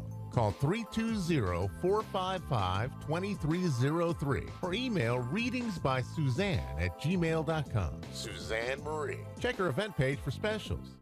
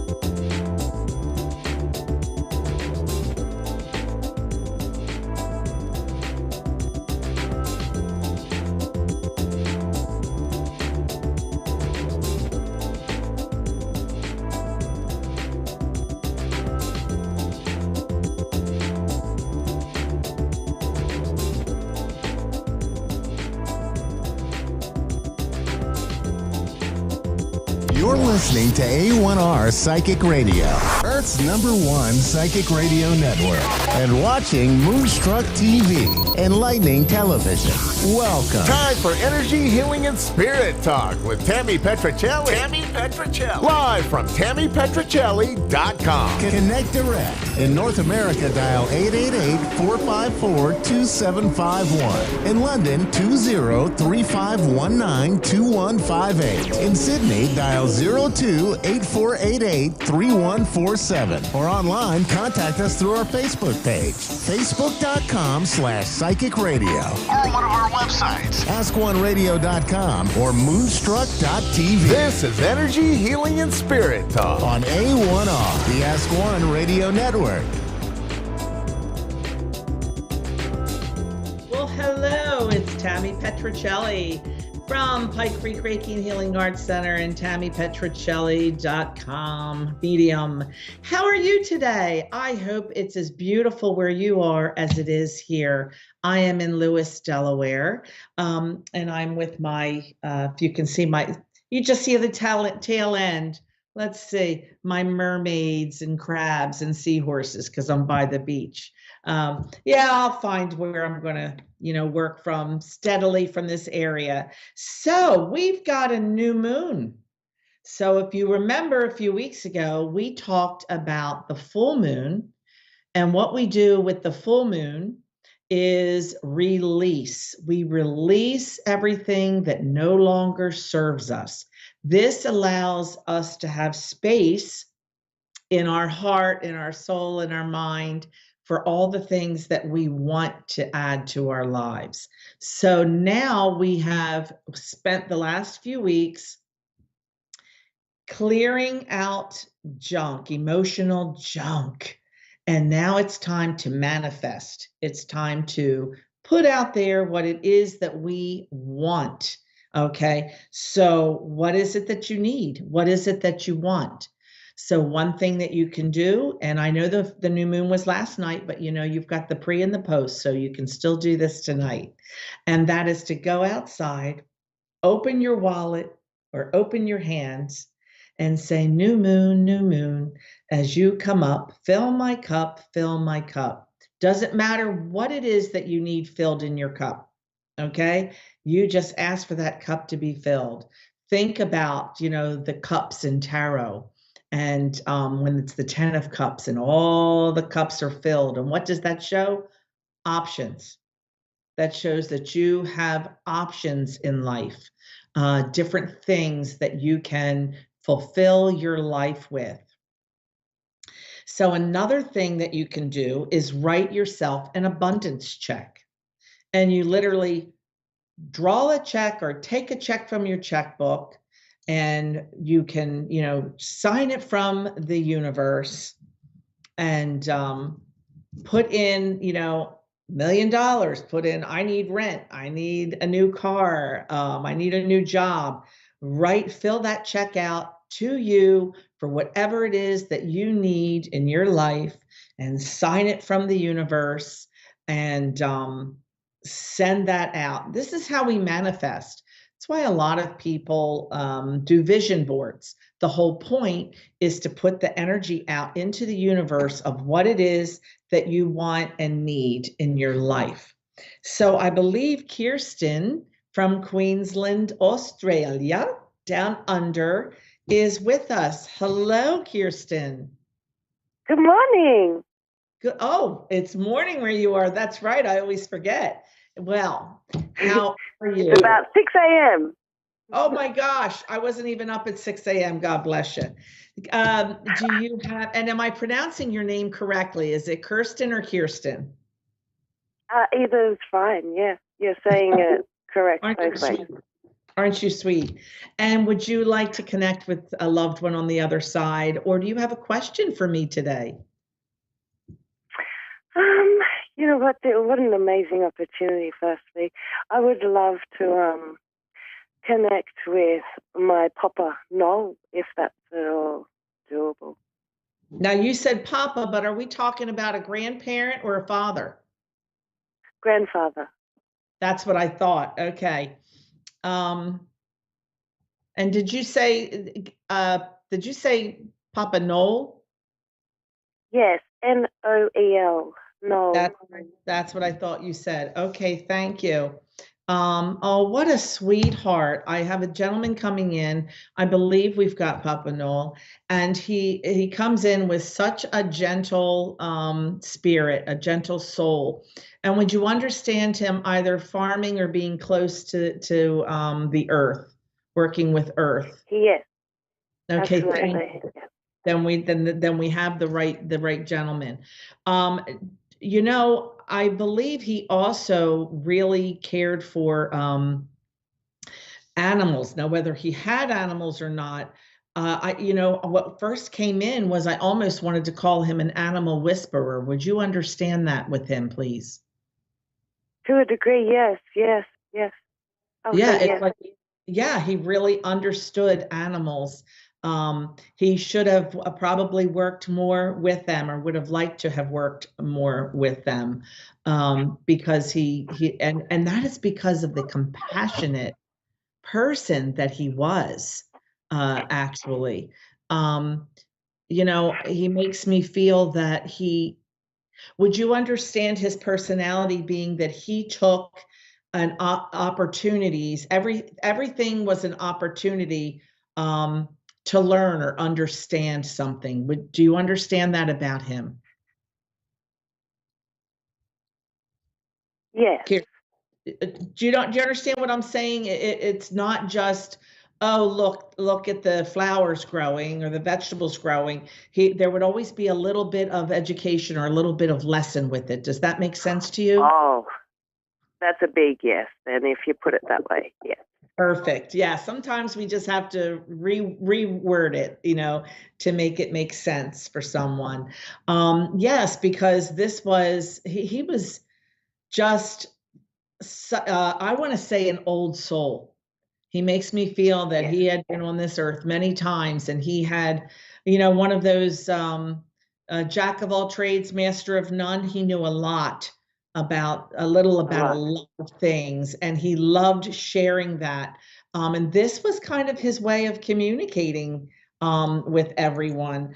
And would he have also been handy? Would you understand him having, built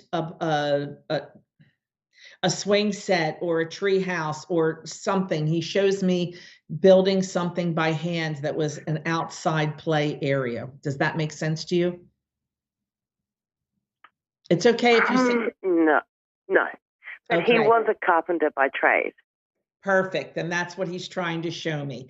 I took it as building a swing set or building a shed or something, but a carpenter by trade makes sense, because I knew that farming, or animal husbandry was not his career, was not his trade, but that it was something he was. He comes from a small country town. Okay, beautiful, beautiful. And can I also just quickly add for confirmation, he has over, 50 grandchildren. So building a play set would have been, quite normal, something, he'd quickly whip up. So I wouldn't be surprised if he actually did it for one of my cousins or someone like that. I'm still sitting here in shock with 50 grandchildren. I'm like, oh, yeah. And that's probably, the minimum. I wouldn't know anymore. I'm hearing 12. Did he have 12 children, please? 11, yes. 11. Yes, my mother was the eldest, yes. Okay, thank you. And it may be that they may have lost one, because he gave me the number 12 and made it related to children. Beautiful. I want you to know that he is watching. He's laughing. He's like, I can watch over all of them. And he says, and it's a little easier now because my back, he shows his back hurting, as later in years. He says, now I can watch everyone and my back doesn't hurt anymore. Do you understand that? No, but that's okay. Did he have back issues at the end? I'm not sure. I actually hadn't seen him before his passing for about 20 years.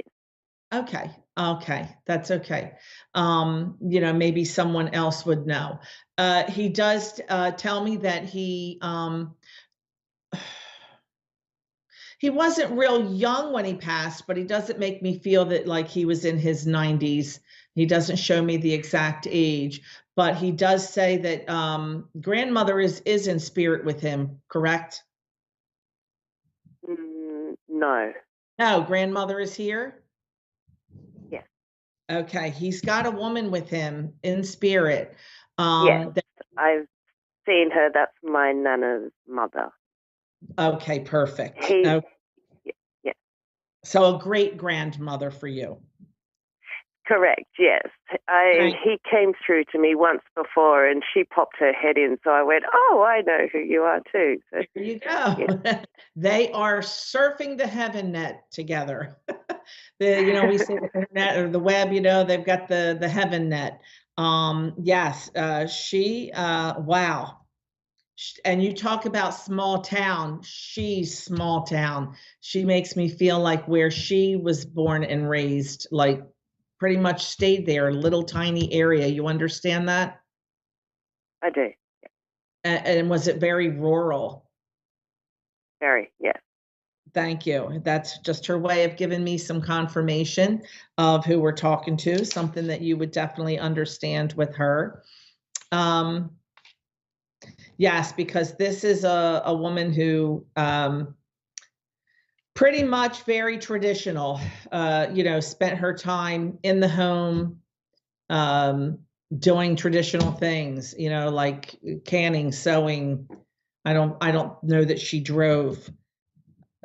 She would she have still used like a horse and buggy or something in like when it wasn't common? I'm not sure. She I would have said yes because she was a little bit like that. Okay, thank but you. she died in her early 40s. Okay. So there's not. Yeah. Thank you, because that's what she shows me. So with her, she's going back a while. Well, your loved ones are around you. They're telling me that they have quite a few more over there with them. So there were more uncles, granduncles, and aunts, and I feel very strong with the males. They make me feel like they spread out and didn't all stay in the small area. But we're out of time. And Kirsten, thank you so much for allowing me to connect with your loved ones today. They're very grateful that you asked for them. And I will see you guys right here again next week. A1R Psychic Radio and Moonstruck.tv. You can find me on TammyPetrocelli.com, PikeCreekReiki.com. And I wish you guys a well week. And remember, new moon, as you come up, fill my cup, fill my cup.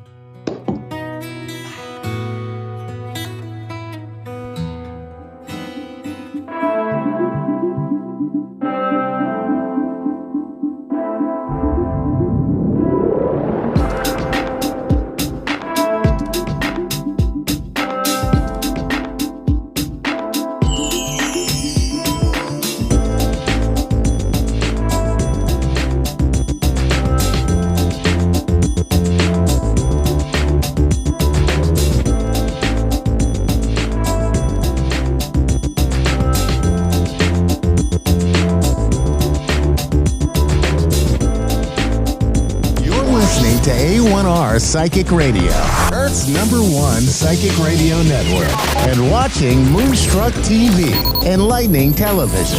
Welcome. Time for New York City Celebrity Psychic with Perry Lyons. Perry Lyons. Live from PerryLyonsBrilliance.wixsite.com/Perry Lyons. Connect direct. In North America, dial 888-454-2751. In London, 20-3519-2158. In Sydney, dial 02-8488-3147. Or online, contact us through our Facebook page, facebook.com/psychic radio. Or one of our websites, askoneradio.com or moonstruck.tv. This is New York City Celebrity Psychic on A1R, the Ask One Radio Network. Today's show comes to you from Woodstock, New York, where I'm traveling. And I'm sorry, I didn't mean to feature the plug in the wall there, but I do want to show you, I've got a new line of jewelry out. This is come from my line, The Countess Goes Swimming. So if you ever want some custom jewelry, the site will be up in a few days. Anyway, I'm so happy to see you.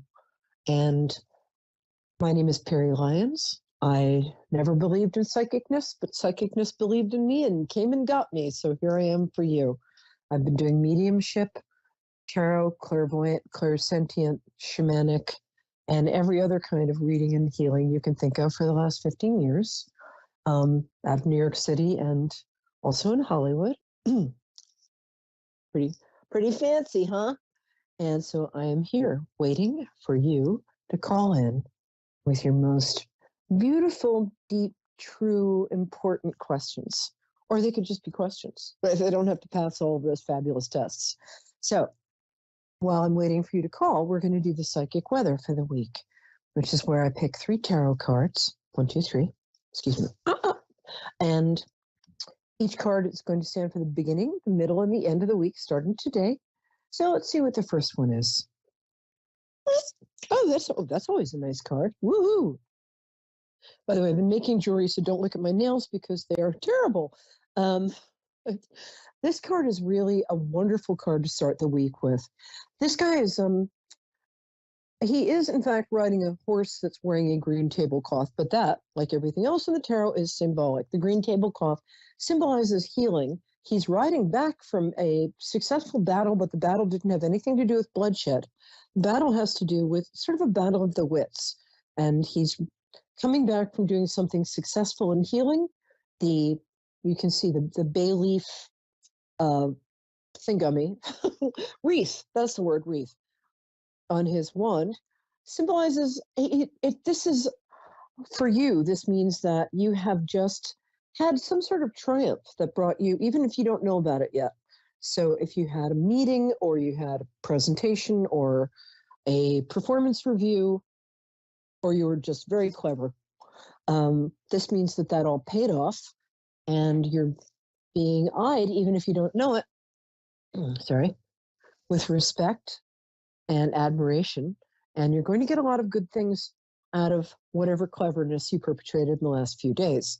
So, awesome. A lot of wands this week.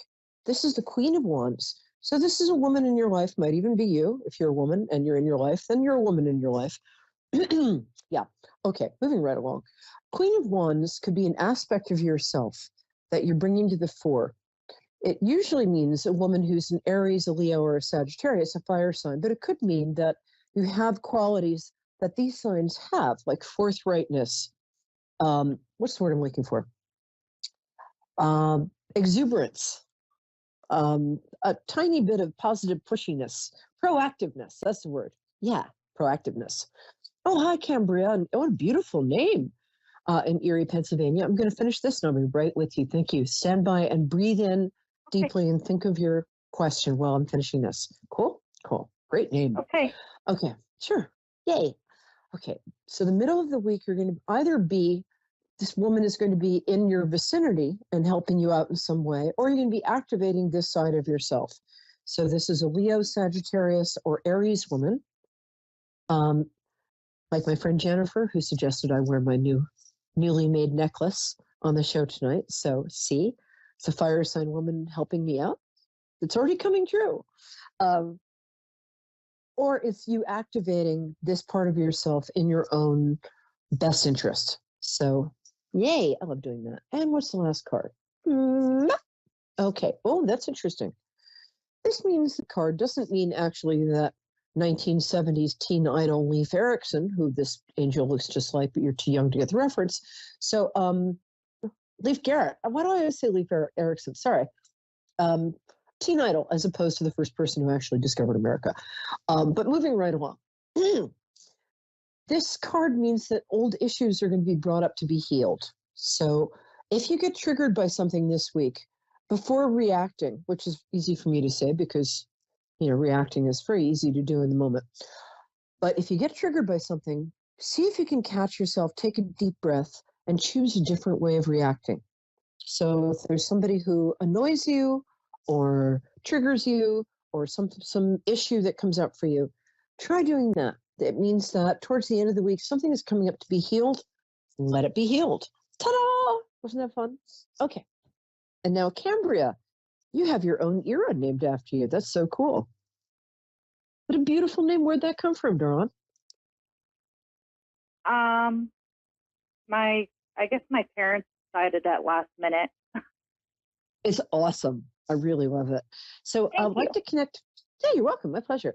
I like to connect to people through their birthdays. So can you tell me when your birthday is? My birthday is March 26th. I knew you were going to say March. Oh, you little Aries creature, you. Good week for you, according to the psychic weather forecast. Okay, March 26th. And what's your question, my angel? So I had a dream recently. My great grandma, who passed away 9, almost 10 years ago now, she came to me, and I think I had this dream. I'm trying to get confirmation. She told me she didn't agree with what my grandmother, who's my dad's mother, and others were doing to me, just crossing boundaries and whatnot. And I'm trying to confirm if that's what that she sounds was like a saying in the visit. dreams. I can't remember Yeah. offhand. I don't want to make anybody wrong here because I have to be very careful about that. But are you feeling that people are maybe crossing boundaries that they don't know about? Is that something you feel is happening? Yes, they have crossed boundaries. They come to my door and banged on my door and then sat in the stairwell for 3 or 4 hours, basically stalking me. Do they have you? It doesn't feel like recently you've been a danger to yourself or others. So that's a little weird. Just from normal person land where I know you live too. They apparently don't live there. So it might be time to. Wow, can you have your locks changed? Anyway, they don't have a key. Okay, good. It sounds like some gentle boundaries need to be set. Often when I love that it was your great grandmother, because I think as women, the women in our lineage have such power and for us. And I love that you're respecting that. And that dream does feel to me, I can affirm for you that does feel to me like a visit. And it sounds like she was being very affirming of you. I feel that she's a very strong person. She was your mom's mom? Mom's mom? She's my grandmother's mom. Okay. My dad's so your mom's grandma. Mom. Yeah. Oh, your dad's grandma. Okay, sorry. Yeah, I didn't feel your mom thing didn't feel right, so I'm glad you clarified that. Thank you. Appreciate it. Yay. Now, what also feels right is that, yeah, it definitely feels like she is a guardian angel of yours. That makes sense, or a guide of some kind.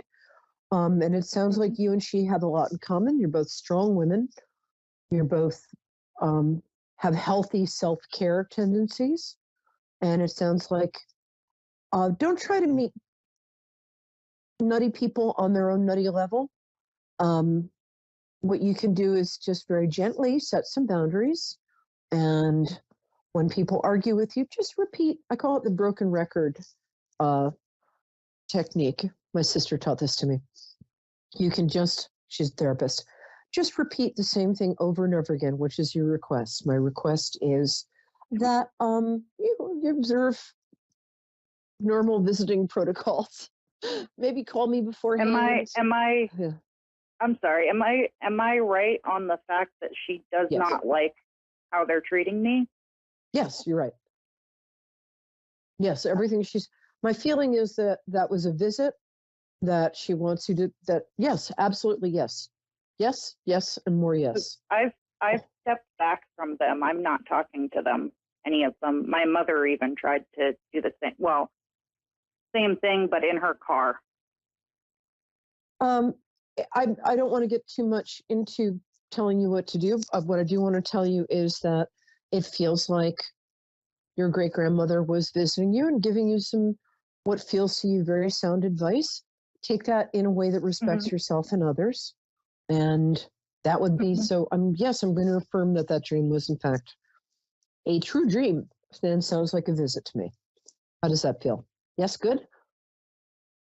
That feels good. Thank you so much for everything. My pleasure, Angel. Call back soon. Let me know what happened. Okay? I'm glad you called. Okay, thank you. All right. Take care, my love. Hey, guys. So, in the earlier part of the segment, I was saying that I didn't used to believe in psychicness, but psychicness believed in me. And I know that some of you really feel strongly that you'd like to have psychic powers. And I can say, just pay attention to your intuition. We all have a certain amount of intuition of psychicness. And what it's about really is observing and respecting your thoughts And sometimes it's just those passing thoughts. Here's an example. When I was first getting the hang of this, before it became sort of my career, I was I was in a Dwayne Reed. Oh, hi. Oh, Georgia. Hi, Suzanne in Elberton, Georgia. I'll be right with you. I'm just going to finish this quick story. I was in a Dwayne Reed off Canal Street, New York City, and I was on my way to go see. I wonder if I've told this story before. If I have, stop me. Oh, you can't. Ha ha ha ha. So briefly, I was in this drugstore and I was looking for hair dye. Not that I use hair dye. Only loose women do that. So, and I was, going, mahogany red. No, what do I want? And so a little voice, my intuition suddenly said, get some baby wipes. And I said, baby wipes out loud. The security guard was like, miss, are you okay? And I said, I'm not going to get baby wipes. Security guard's like, I didn't actually tell you to. I'm like, I'm not talking to you. So I walked out without getting baby wipes. I walked right into the ice cream cone of a passing tourist. And since I was on my way for a job interview and had my makeup fully on and had to go straight there with vanilla tasty freeze, decorating my eyelashes, I should have gotten the baby wipes. So basically what I'm saying is, if you hear a little voice giving you a little suggestion, if you're on the way out the door and it says take an extra set of keys, listen to it and start listening for those little prompts. You know what I'm saying? Because that's how you get more and more psychic. All good. All right, my darling. Hi, it's Suzanne, right? It is, yes. What a great name. I love that name. It's so elegant. I like any name for a woman in which you could both be president of the United States and a really sexy international spy with the same name. Dignified and hot. Right? Hi, baby. I'm so glad you called. True.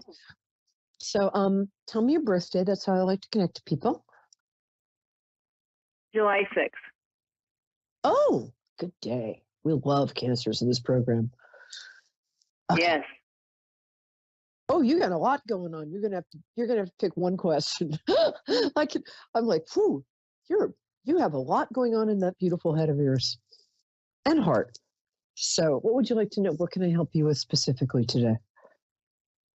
Well, I think I was going to go for more like general, but if I have a lot going on, I don't know if you can pin that down very well.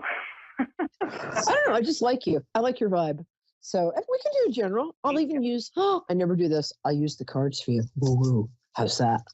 Okay. You do have a lot going on. You're very smart. Well, you know that. Oh, and speaking of intuition, it says you should start. Do you meditate or do anything like that? It's probably hard for you to meditate because your mind is always not as much as I should, but I do a little bit. Okay, if you can fit like 15 minutes of meditation in a day, this is saying that you've got a lot to tell yourself right now. So if you can sit in a place and listen, wow, there's a lot of cross. You're beginning a whole new life. It feels like a whole new world. Okay, sorry about that. You've got a big decision to make. You're going to make the right decision. What is this decision you're about to make? Because you are thinking of changing careers. I don't think you found your person yet. Am I right? Did I what? I'm sorry. Oh, let me talk into the microphone. Hello, testing. I think you're thinking about changing careers, or you're not. There's some career that you sort of really dream of, but you don't feel ready for or good enough. Actually, you're wrong in both counts. You're ready for it and you're good enough. What is it? It's something creative. Talk to me. Well, I want to own my own bakery, but I'm not very good at baking. Like I'm dabbling in recipes right now. So you'll learn as you go. And you know what? I'm starting a jewelry line. I've never made jewelry before. So, fig it. I'm sorry, I can't think of a better word to use than that I can use on air. I think you should start your own bakery. I had the same thought about 20 years ago, and I was going to call it 10 Cakes. And now there's a 10 Cakes bakery in Brooklyn that's supposed to be fabulous. But I think you should. I think a little bakery where you only have to make like 10 things a day. People can come in. The thing is that you're a connector. People collect around you, right? You know that's true. Yeah. So the bakery would be more for like people to come in and hang out and talk to you, and then eventually you learn as you go. But I think it would be a really nice gathering place for your neighborhood, because I don't think there are many like gathering places for people like you who are artistic and young and cool and hip and groovy and cute, all of those things. So that's Okay. one thing. Well, there's no bakeries where I live, so. No, there aren't. No. And there should be. Just a really sweet little one. Sweet. You know what I mean. Okay, let's get to your love life. Tell me about your love life, or I'll tell you about your love life. Ha ha ha ha. Yeah, here's what's going on. Okay. What you're feeling right now is that your luck is about to change for the better. This is a very simple card. Whenever I get this card, here's what this card means. Your luck kind of was not so good. And then suddenly what's coming up for you is boom, a big swell, like groundswell of good luck. I don't know why everybody tries to complicate this card. It's actually not that complicated. Your luck kind of sucked for a while. Suddenly it's going to be really good. And you're feeling that on some level, which is why you're feeling like, I just need to know something. Okay. Do you have kids? Do you have kids? I do. You're a little impatient about the whole kid thing right now. You're feeling like they hold you back because it feels like they're all at that stage where they just need you all the time times 10. Is that correct? Well, they're older, but my oldest is pregnant. So, yes, I guess she needs me more than she did. Okay, that's why. Okay, you know what? I was getting the Empress card upside down. Thank you for clarifying that. I guess my psychic thing. The Empress card upside down is a pregnancy that there's a little anxiety about. So maybe this wasn't the timing you had envisioned for her. But it's going to be a great kid, and the kid's going to be exactly like you. So you're going to have a really good time with this kid. You sound like you're about 23. I think that's what's throwing me. How old I am? No, my daughter is 26. I know, but my you sound like your husband's daughter is 23. You sound like you're really, really young, and I think that's what was slightly good. throwing Thank me. No, you really do. You got a very take youthful it. vibe. Yeah, all good. And right now you're going to make an unpopular decision, but it's the right one. People are going to. I'm not sure what this decision is, but people are going to be telling you like, don't do that, don't do that, don't do that. Do it anyway. You're right. And the last thing is, oh, I like your husband. Is he a fire sign? No, I don't think he is. But he's kind of he feels like a Taurus to me. When's his birthday?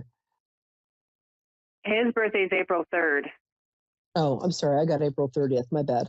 Oh, so he is an Aries. This is a Aries man card. Yes. I'm sorry. I'm second guessing myself all over the block today. Forgive me. I like him. You guys have a good vibe. You mesh well.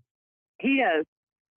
Yeah. He's what on my dad's side of the family we'd call a mensch, which is a Yiddish word meaning he's a real man. He's a guy. He's a stand-up guy. You did good. And you're a stand-up woman. So that all works out. I like him. He's about to get some sort of promotion at work. Does he do something related to, I don't know, cars or something? Cars? He used to sell cars, but that was 20 years ago. Sorry. I think I'm a little, normally I'm like fabulous, but today I'm sort of semi-fabulous, so bear with me. Well, whatever he does, he's about to get a promotion at it. So this is nice. That'll come in March. It'll actually come right around your birthday, I think. Which is, I'm sorry, right around his birthday, not yours. His birthday? So right before his birthday, he's going to get some sort of really favorable job review, and that's going to help him out a lot. And what else? Okay. And I think if your daughter's not married, she's going to get married pretty soon. No, she is. Somebody else is getting married soon then. Oh, who is this? Okay. Hold on. My stepdaughter's not married, but she's been with her boyfriend since like junior high. He's probably going to know. propose in the spring. I think that's going to be like a September or possibly next June wedding. That's what I was picking up on. I like you. You're cool. You should start that bakery. People will come. And you know what? You're a born baker. Don't worry about it. You're one of those people, you're like, I've got a friend like this. Anything she cooks, it just tastes good. She knows what she's doing. She's like throwing in light bulbs and steaks, iceberg lettuce, and probably not light bulbs. Okay. But anything she could. It's fabulous. And I think you're one of those people. So take a chance. You're good at this stuff. And you're a Cancer. You're born to bake. Born to be baking. Okay, maybe not that. What else? Ask me another question. I need to get back on track here. No, you're good. So, we're thinking about making some changes to the house. So I don't know if I should spend the money to remodel because we may or may not move. So I don't know if I'm set on being here. If that makes sense. I would remodel. Like, so I want to spend the money to fix up the house just to move because it's going to be a big, big change. It is going to be a big, big change. I wouldn't remodel, like I wouldn't get the kitchen gold plated. I would replace some of your appliances are really outdated. I'm saying this, I'm probably projecting because my appliances are really outdated and I'm going through the exact same dilemma. Exact. So I'm going to tell you what I tell me because I get this. I don't know. I'm sorry you don't live near New York. It'd be great to hang out with. I would not go for top of the line appliances, but I would replace one or two appliances and I'd do some cosmetic work because my feeling is you're going to do something that's going to raise the selling price of the house by 40 to 50 grand at least. So do a few cosmetic changes. And you guys are good at this stuff. I mean, a couple of licks of paint, a couple of foam moldings. It'll do the trick. But my feeling is if you put maybe 5 to 10 grand worth of remodeling in, you'll get like 50 to 70 tacked onto the price of the house if you want to sell. Okay. You might not want to sell for various reasons for another 2 years, but make yourself happy while you're in the house too. So just if you're going to live there for even another couple months, you specifically, you've got pretty high standards and very good taste. And you're not crazy about the way it looks. And you should be crazy about the place you live in. I'm not crazy like, but crazy like, I love this. I love living here because that's who you are. Pleasure is very healthy for you. That makes sense? So, yeah, more than most people. You really live in the moment a lot, which is very unusual, and congratulations. It's a lovely trait. And you've got a very artistic, I don't know why you really do. I don't know why I'm being so nice to you, but you deserve it. You've got a very good artistic eye too. So anything you really can for like 3 grand, you could make the kitchen, the living room, and that second upstairs room, not the office, not the bedroom, but whatever that other room is, look awesome for nothing. You can do that. That's something you can do. And your husband's pretty good at that stuff too. Unlike anybody I've ever dated. Sigh. Yeah. He's more the outside person. He's a landscaper. So. Oh, wow. That's so cool. Okay. Awesome. That's I'm what glad he you likes told to me. do. Yeah, but he's good at the inside stuff too. You just have to sort of go there. Excuse me. I'm allergic to whatever. Excuse me. I think you just planted something I'm allergic to. Okay. Oh, I love that. And your daughter's baby's going to be the coolest. It's going to be a girl, right? Just say yes. They haven't found out yet, but I'm thinking that it will be. I have a bet with my husband because I already think it's going to be a girl. So we got a bet on it. He thinks it's going to be a boy. And she's totally going to be a mini me for you. I'm so not kidding here. This child, this is your first grandchild. No. Yeah. My daughter had one before, but it was stillborn. So this is her first living so far. If it goes through well, it's going to go great. Tell her not to worry, and this is going to be. People are going to be stopping her in the street and just saying, "That child, it's so beautiful. I can't even." They really are, and I'm so excited for what's coming up for you. You really are kind of starting a whole new world. Please don't let me sing again. I'm really excited about it. We are. We made a lot of changes last year, so it's a lot to look forward to. You did, and your karma's catching up with you too in the best way. People worry about like bad karma, but people don't talk enough about good karma, which is when people like you who do stuff, you do a lot of like kind deeds, you and your husband, that you don't talk about and people don't notice. but somebody notices. Somebody notices. Yeah. And that's one reason your luck is you guys have really tried to be good people. And I don't know why people don't talk about this more, but when you're a good person, it pays off. It's like, it's just a good idea for just practical reasons. And you guys in particular, you've just done a lot of nice stuff. I mean, if there's in day-to-day life, if there's a choice between being grumpy and being kind, you're always going to choose kind. You guys always go, I can tell you that both of you go that extra mile to be kind. You're going to hold the door, you're going to pay for the groceries of the person behind you, all of that. You do that. And the thing is, that catches up with you in the best possible way, and that's what's happening with you now. I think it's going to be a really lovely year for you. And the Wheel of Fortune card that says, like, it was a little tough. A little tough. Suddenly, boom, you're going to notice things go really smoothly this year. And it couldn't happen to a nicer girl. Really happy to say that. I don't think I'm excited. Yeah, me too. And tell me about the kid. My name is Perry, P-E-R-I. Last name Lyons, O-I-O-N-S. Catch up with me on Facebook and let me know how you're doing. Because I'm really excited about this little girl. I think she's going to be awesome. Awesome. And I'm so excited for your daughter. Yeah. She deserves a beautiful, healthy, happy Thank kid. you. Okay, my dear. Thank you so much for being here. And come back, everybody. I'm Perry Lyons. I am a little late this week, but I should be off by next week. Anyway, I'm on Moonstruck TV, as you can see, 9 p.m. on Wednesdays, and on A1R Radio, simultaneous podcast. And I'm just here for you because I love you. That's all there is to it. Amazingly accurate, clear answers to any question. You'll love Suzanne Marie readings. Clairvoyant reader and spiritual light trance medium. Tarot is used for spirit confirmation.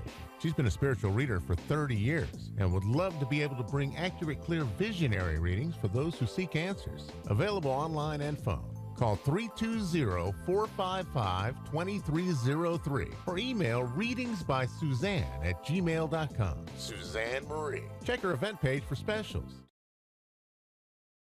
A1R Psychic Radio is pleased to announce that John Capello has joined us. John Capello and the Psychic Side, live from johncapello.com. Hi, I'm psychic medium John Capello, and I want to invite you to go to my website at johncapello.com and learn more about my work. My career has spanned over 30 years, and I've had the privilege to share my psychic and mediumship abilities with thousands. I hope to hear from you soon.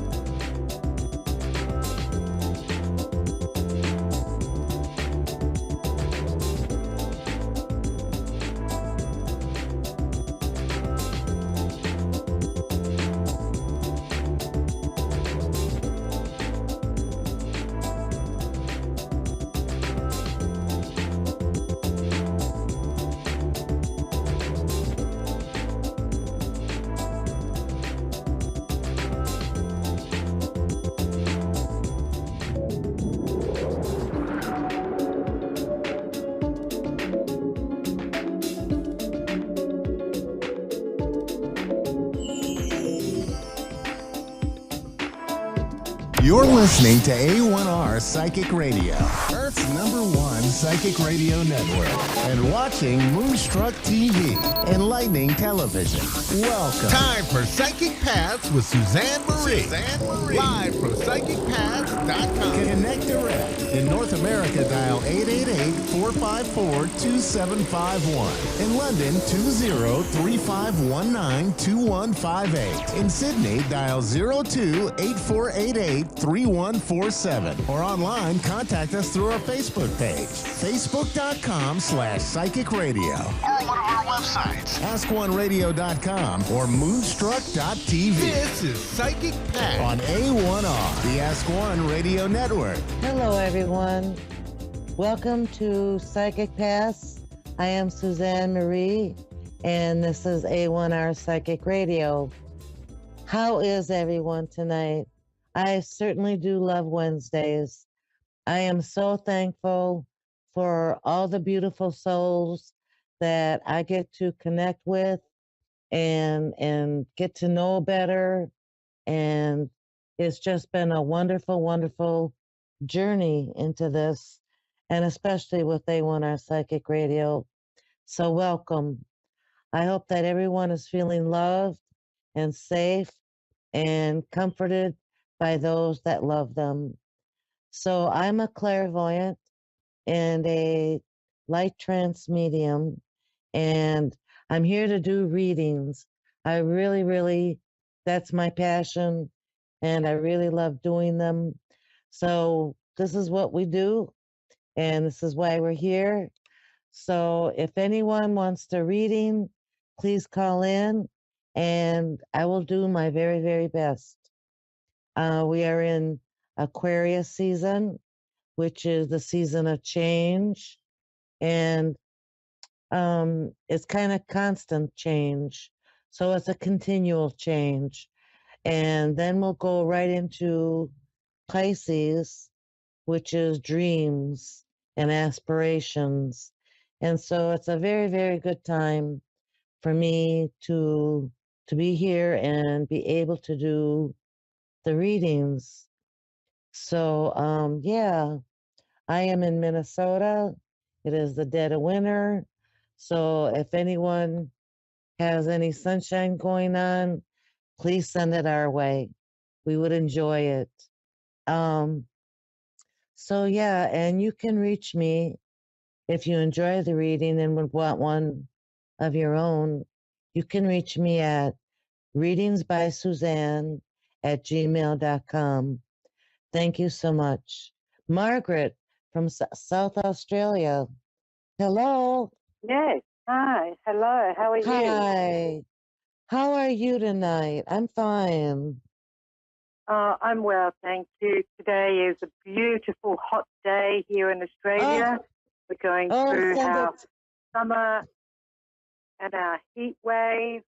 Very hot summers in the south of Australia. I hope I can pick some of that up for the winter here.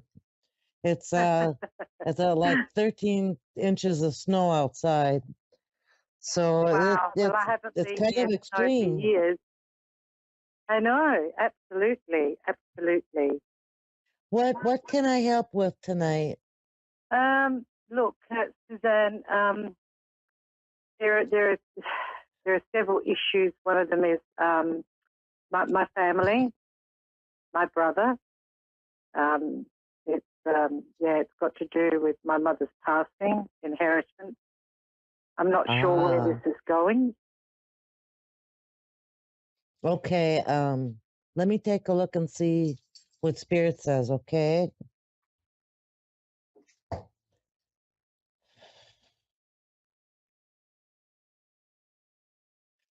Okay, so did your mother pass away like maybe a month ago? No. Has it been months? My mother passed away. No, my mother passed away a long time ago.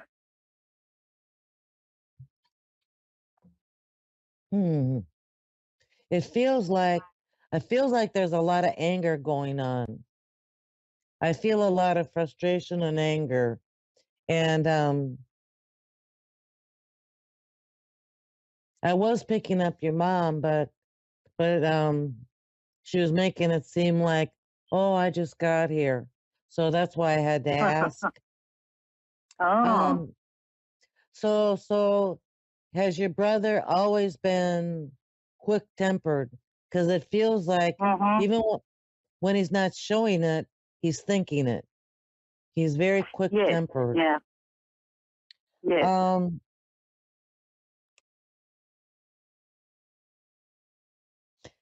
Your mom is showing me that he's too reckless. He's reckless also. Not quite seeing what he takes care of. Everything is quick and impulsive is what I'm picking up. Are you going to court? I don't know. That's why I'm asking you. I feel like you're going to go to court. I feel like there's going to be someone to mediate what's going on with all of this. And I think it needs to be, because I don't think that you can meet a common ground with your brother. Yes, And but I don't think that he can handle it either, because I feel he has a lot of health issues. But go ahead. Yeah. Well, my mother died 6 years ago in March. My brother is a lawyer. He became the executor, the beneficiary. He took everything he wanted and only gave me what he wanted. Now he's expecting me to. He's saying that I owe money from my mother's estate, which is not true, and I do have a legal document. But he's one of these narcissists that he thinks he said nobody can beat me, nobody can win me, not even God can take me down. That kind of man. Right. That's what I was sensing. Yeah. That's why I've had a lot of therapy. I'm sorry. I'm sensing that only a mediator can deal with him, someone that isn't involved. And I feel like he will be shut down. He will be shut down. Yes, he will be told to step back. That means that you're going to be winning this court case because he really doesn't have a claim. This is all nonsense. This is air. This is a lot of hot air. Yes, but what he's done is he's how is the word? When you're a lawyer and you do things, you put things in company names, and he's unethical. What he did is I call it unethical. Yes, unethical. What he did is he used all my mother's assets to build his little empire and left me with virtually 10%, 10% which I've been, it's been very difficult, and he's been blackmailing me for 6 years. So I eventually, my mother... Go ahead, honey. Oh, no, and I'm just saying I'm sick of it. It's caused me health issues. Just wondering, my mother's got a deed of release. Now he wants to see the discovery note, but he cannot do it without he himself getting a lawyer. And I'm scared because he's powerful. He's got money. I don't have that much money to beat him in the legal system. But my lawyers are also forensic lawyers, and they can smell a rat. And that means that my mother's whole estate will come into this situation, and he could very well have to give me something more. That's what I'm picking up.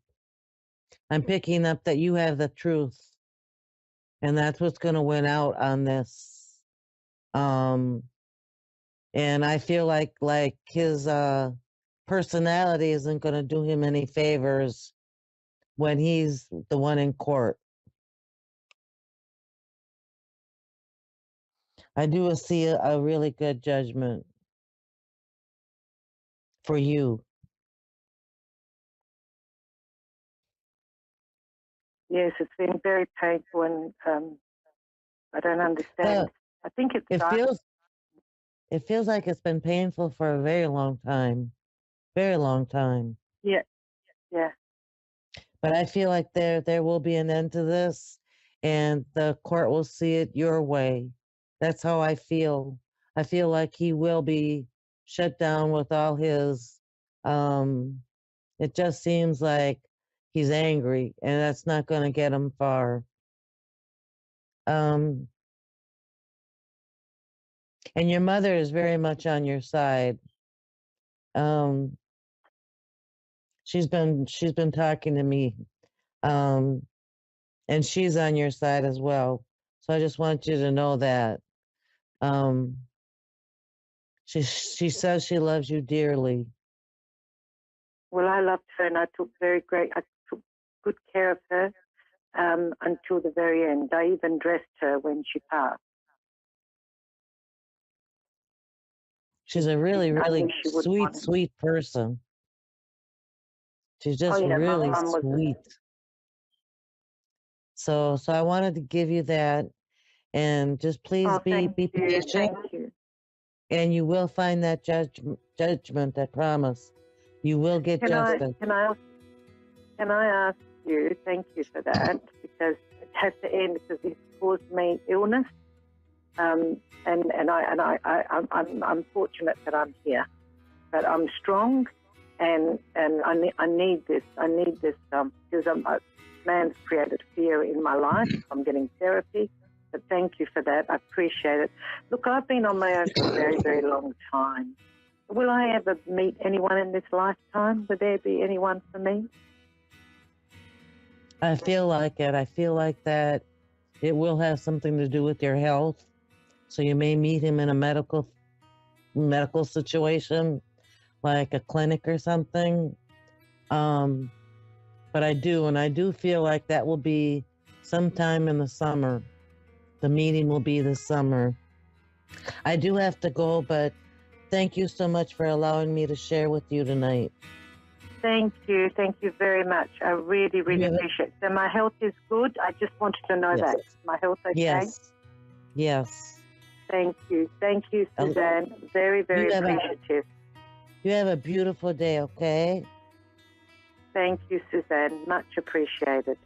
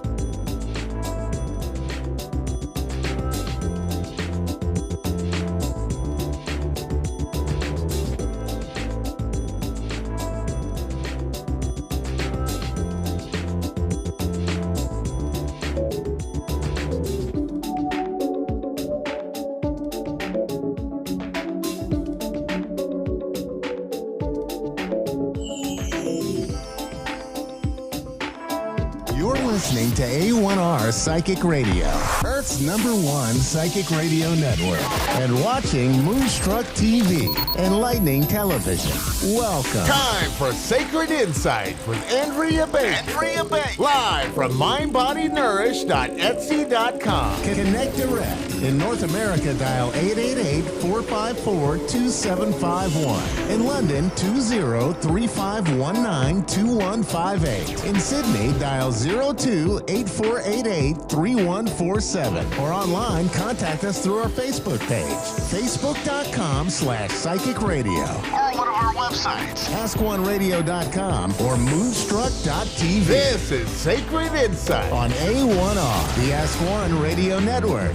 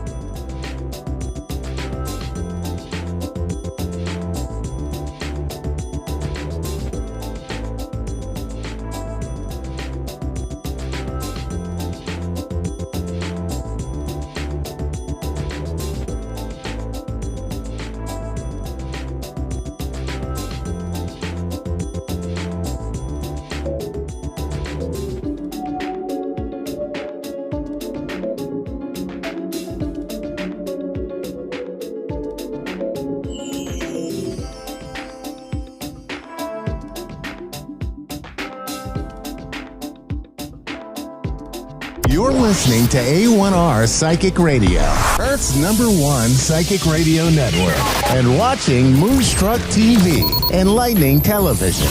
Welcome. Time for Sacred Insight with Andrea Bacon. Live from mindbodynourished.etsy.com. Connect direct. In North America, dial 888-454-2751. In London, 20-3519-2158. In Sydney, dial 02-8488-3147. Or online, contact us through our Facebook page, facebook.com/psychic radio. Or one of our websites, askoneradio.com or moonstruck.tv. This is Sacred Insight on A1R, the Ask One Radio Network.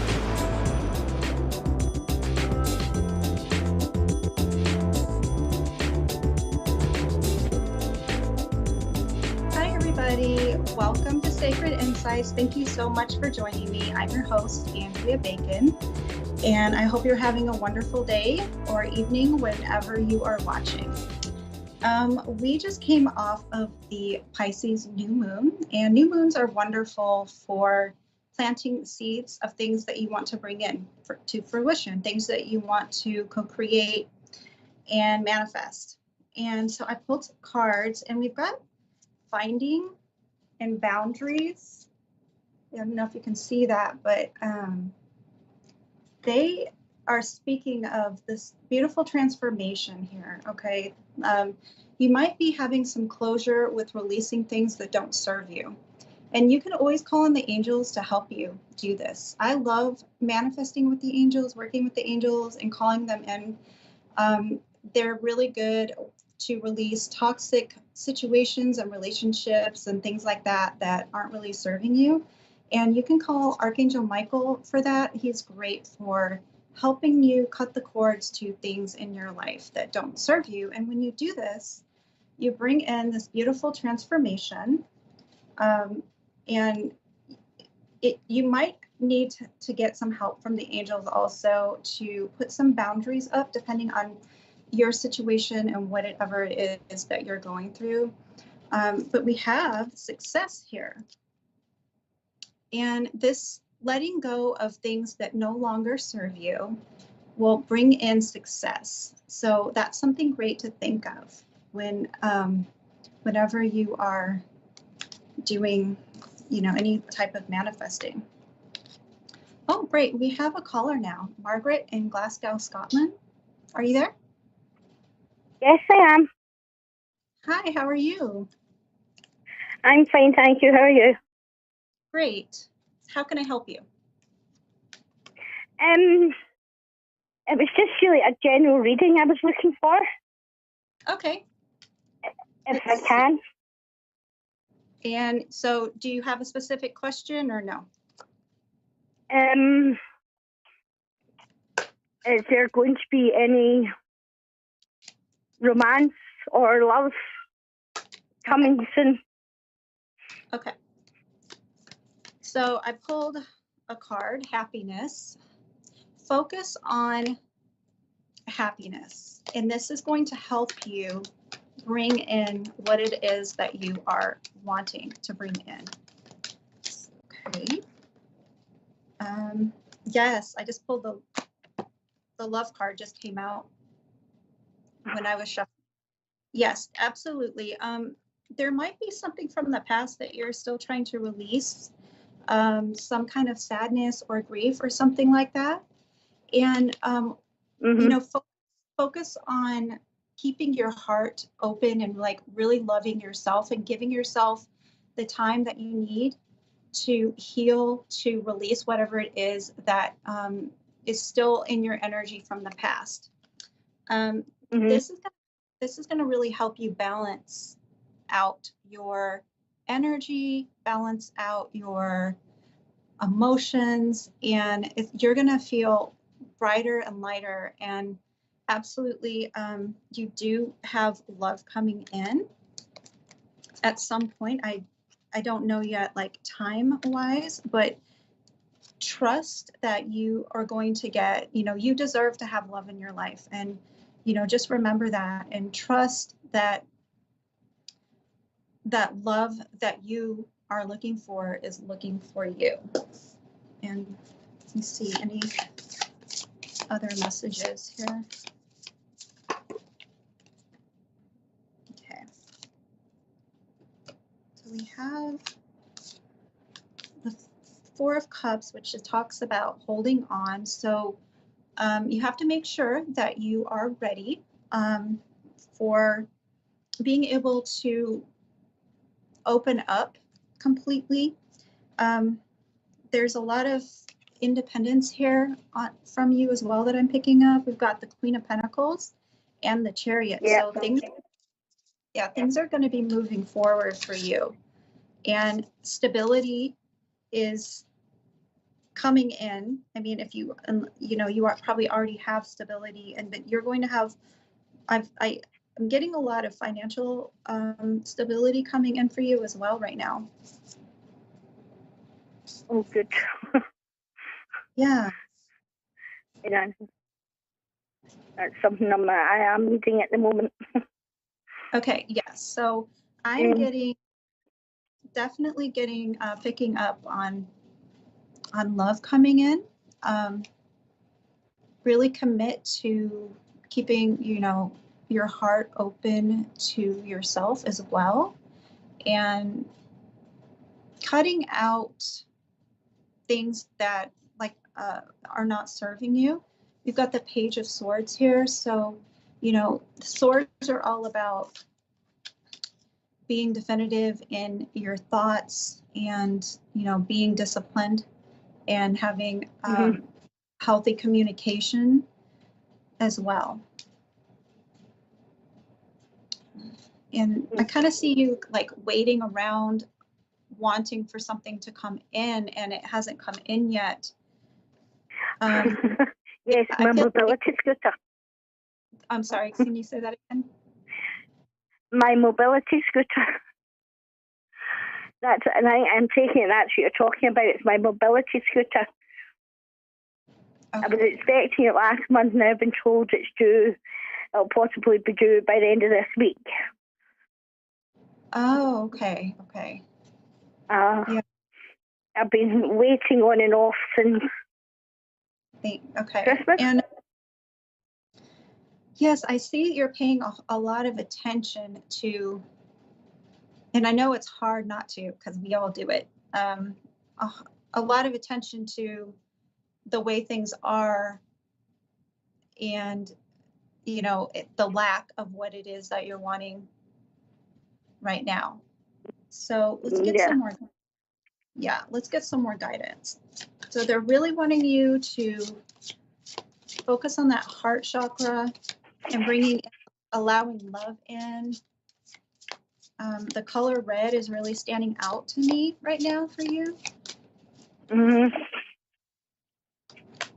Oh my gosh. And I just pulled another card from a different deck and it says open your heart. So that kind of lets me know that there's something from past, either childhood or, you know, that is keeping you stuck. And so they really want you to sit and kind of listen to your heart and listen to your guidance from your angels, because you have some deeper insights coming in for you.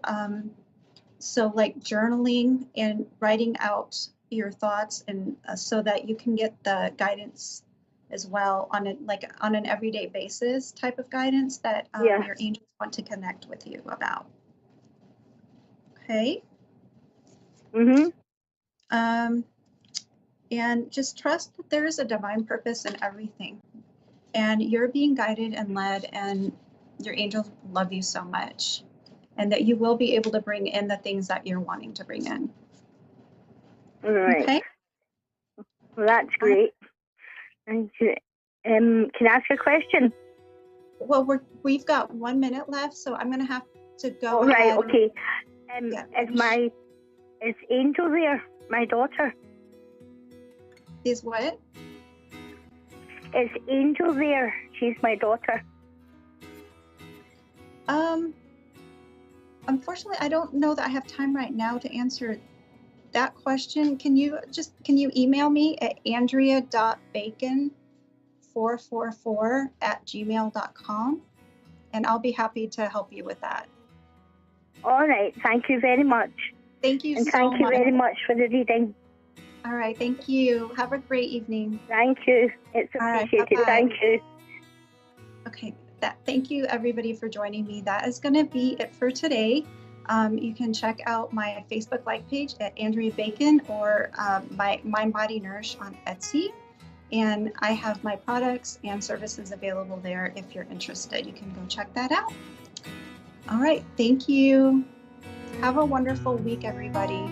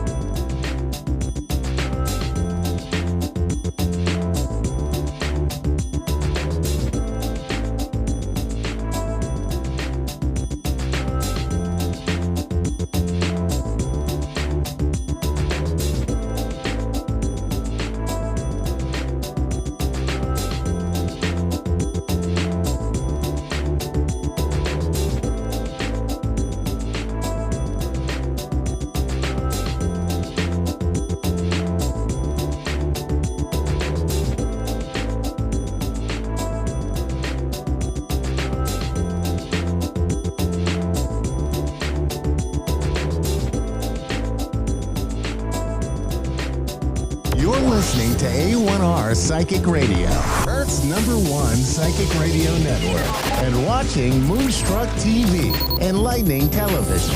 Welcome. Time for Insights into Consciousness with Anna Olson. Live from AnnaOlsonIntuitive.com. Connect direct. In North America, dial 888-454-2751. In London, 20-3519-2158. In Sydney, dial 02-8488-3147. Or online, contact us through our Facebook page, facebook.com/psychic radio. Or one of our websites, AskOneRadio.com or Moonstruck.tv. This is Insights into Consciousness on A1R, the Ask One Radio Network. Hi, I'm Anna Olson here on Insights into Consciousness on A1R Radio Network. And today I am going to do something different than I've ever done before. And I just decided to do today on a whim, pretty much just by whatever spirit wanted me to do. And the first thing that I got when I was waiting to go on the air was that I will do random readings for viewers. And I will give a description of the person listening and who the reading is for, and then do the reading on the air live. And then if you know that this is you and you fit the description, I would like for you to contact me and let me know it was for you and that it fit the bill for you in your life and your situation. So the ways that you can contact me is on AnnaOlsonIntuitive.com. That's at the bottom of the screen. And if you're a listener on the radio station, you can go to AnnaOlsonIntuitive,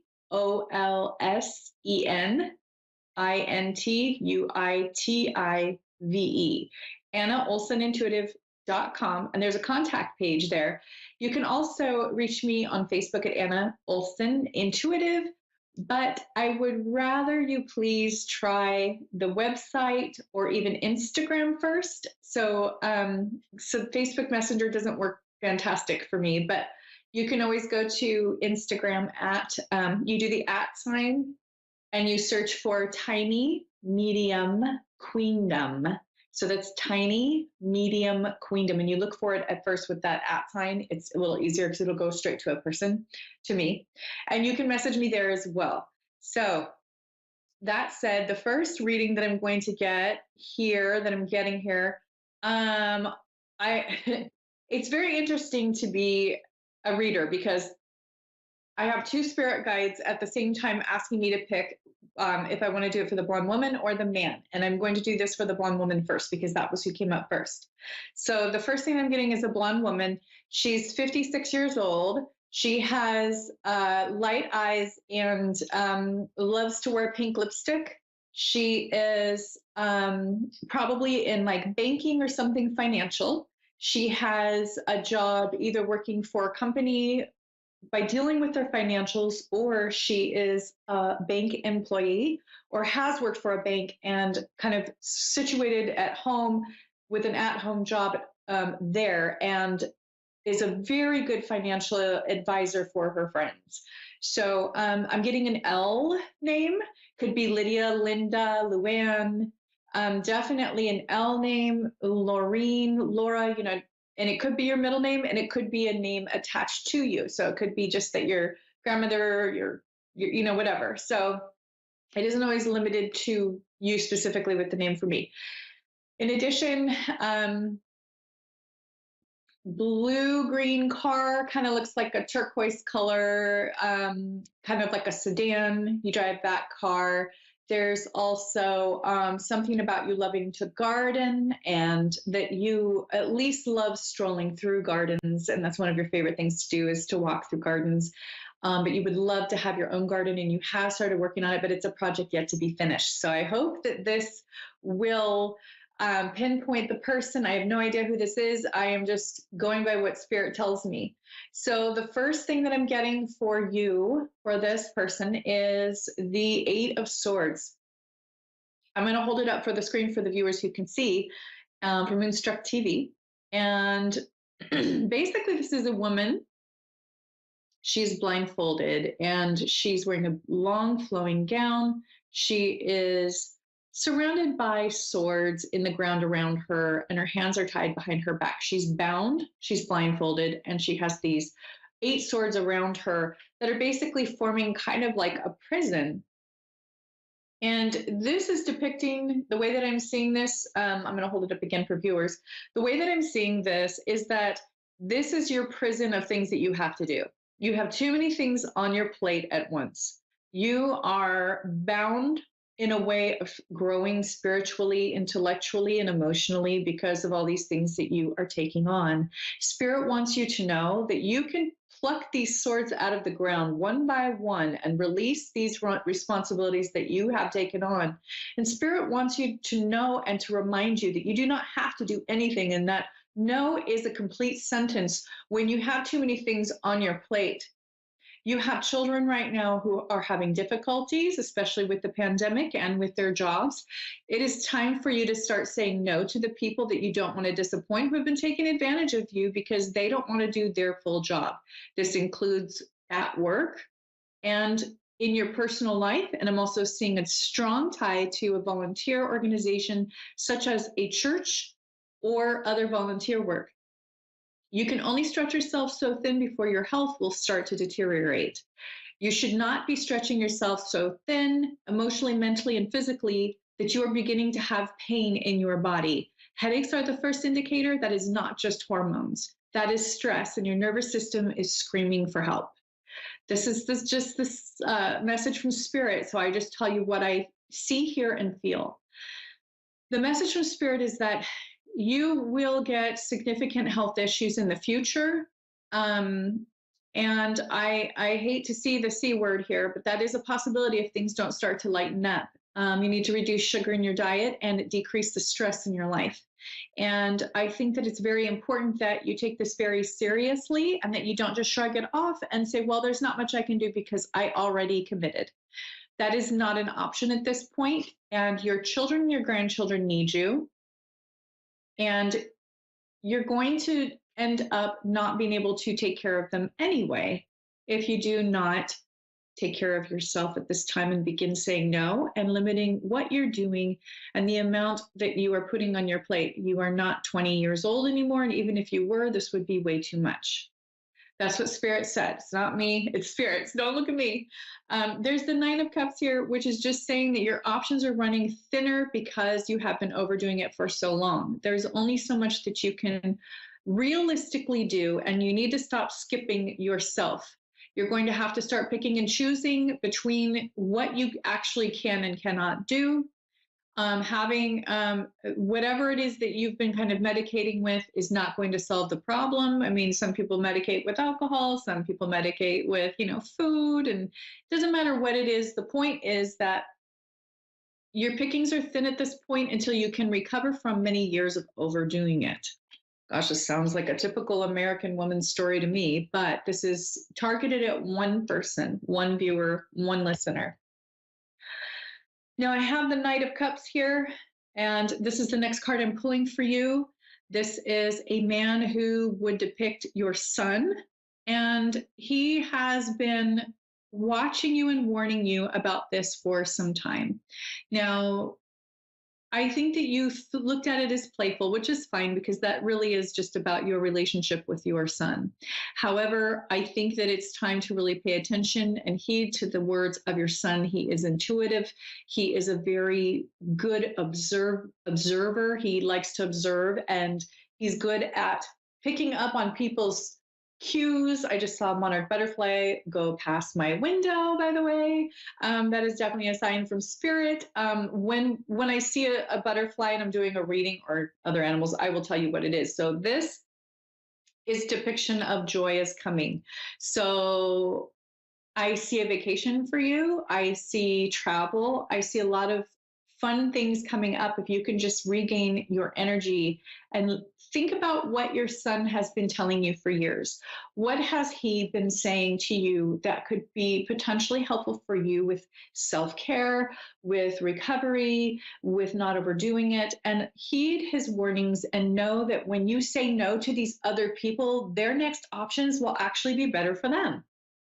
So you're not letting anybody down. It may be uncomfortable for them initially for a little while, but once they become more acclimated to the new thing that they will be doing, they're going to be better off than when they needed you for that, because you were stretched so thin with all of these things you were doing that you weren't really giving it your all anyway, and it was becoming problematic. So that's important. That's an important part of your reading. Okay, so that reading is now closing out. So thank you so much for watching and listening. I am going to go on now to the male. His spirit guide was coming through previously, and this is interesting because I feel like this is a man who has been watching my show or listening pretty regularly, and now he gets a reading that he was considering for some time and didn't get because he just wasn't sure. He just didn't follow through with the process. So I'm happy to do the reading for you, and I'm excited to do the reading for you. You are, first of all, getting the number 7, and it's the Chariot. So this is the Chariot. I'm going to hold it up for the viewers, and I'm going to describe it for the listeners who are not seeing it on the Moonstruck TV screen. So this is the Chariot. There are 2 horses, and they are being driven by a man in a chariot in back, and he's above the clouds. There's the moon in the background. There's just a sliver of a moon. I think that depicts this new moon coming up. I'm sorry, I don't know if it's waxing or waning. I haven't had time to pay attention. But he is really, really strong-willed, and he's on his way to do a lot of work. So I want you to know that even though you are really pressed to the hilt with all of your work and your physical activity that you have to do, and some health issues like some pain, I'm seeing a lot of stress, I'm seeing relationship issues with your significant other, with your children. There are a lot of drama. I'm seeing a lot of maybe health issues or teen stuff or something going on there with the children, which is very common. Spirit wants you to know that these are all things that normal people go through, that you are not abnormal, that this is not an unheard of instance with, all these different things that are going on with you. This is like typical life. You are normal. You are okay. You are not scarred or skewed in any way where you are not going to succeed in this. This burden will get lighter. Spirit wants you to know that you are doing a fantastic job. And instead of telling yourself what you're not doing right, Spirit would like you and your guides would like you to please start pointing out what you're doing correctly. Spirit wants you to know that you've come a long way, that you are very, very driven, and that your spirit will never die. Your will to succeed will never expire, that will go on forever. And that's what you go on now. Don't forget that that's basically what keeps you going, and that's what will continue to keep you going. So I'm even seeing that in the afterlife. So just remember, you don't stop at the end of your life. You're going to keep going there too. So Spirit wants you to know that. I'm getting the 2 of Cups for you as well. I'm going to hold that up for the viewers and describe it to the people who are listening. There's a couple there. They're both holding goblets. There's a lot of light coming from the goblets as they kind of put their goblets together. It's kind of like a cheer. They're kind of tapping their glasses together. They're doing a hand tying ceremony. And this is Spirit wanting you to know that you do have a future relationship. It seems as though maybe there's something going on with the significant other where things may be coming to an end, and you may be foreseeing that right now. And that's part of this immense stress that you've been dealing with. But Spirit wants you to know that you will be in a relationship long-term that will be close, real, and loving, and that this relationship has definitely run its course. Now, I don't want you to, run off and break up with the person you're with. That's not why I'm here. I don't make your decisions for you. All I do is let you know what Spirit says. This could also be the person that you are with. So try not to worry too much about, me saying that, oh, you're not going to be with this person. That's not what I'm saying at all. I am saying that this person that you're going to be with is going to be more of a spiritual connection. So if you see there's a hand fasting here where there's a rope around their hands, they are making a promise. It's less legal in nature, and it's more loving, soul-tied connection where you 2 understand each other. This could be a breakthrough in your long-term relationship. I do not see marriage for you, so don't worry. You will find this connection to be loving and just and close and everything that you really need without having to worry about any legalities ever again. And I do feel there's an inheritance involved here. So whatever the inheritance has, any significance, and really this is just pointing to the fact you're going to be okay. You are going to be with this person for the remainder of your life, and that it will be a nice, close, beautiful connection.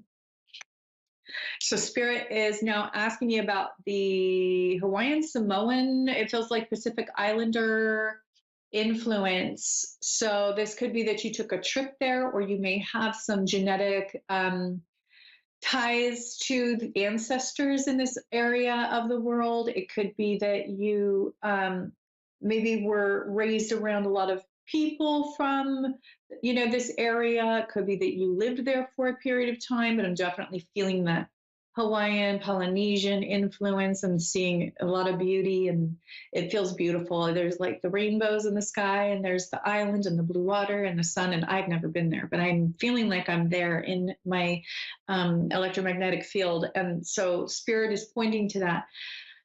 And now I'm asking why Spirit's pointing to that. Okay.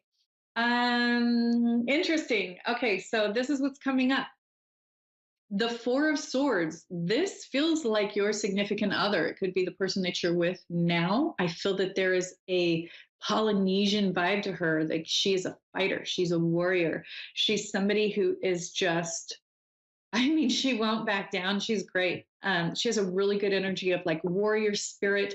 She will do almost anything for her children. She's absolutely incredible. And you're dealing with somebody who was raised a warrior. So be sure to know that this person, this woman, either current, I feel like it's more current, she's just raised warrior style. So she doesn't really need anybody specifically. She's very independent, and she's a great protector for your children. So you have all these really great things with her that you can utilize for your whole family. Even if you decide to move on, she is, first of all, going to be a force to be reckoned with. So time that correctly.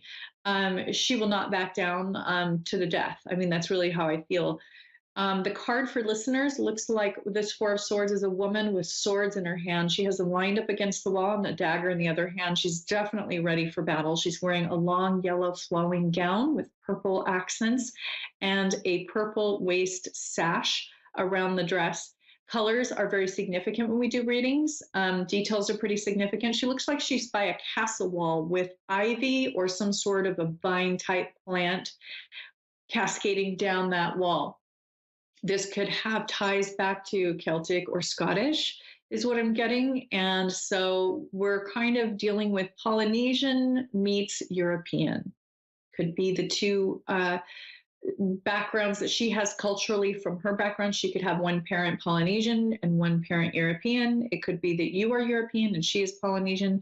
But there is an influence here where you are dealing with a true warrior who won't back down, and to know that you need to time this correctly and really count your steps, cross your T's, dot your I's, make sure that you are doing this in a way that you can definitely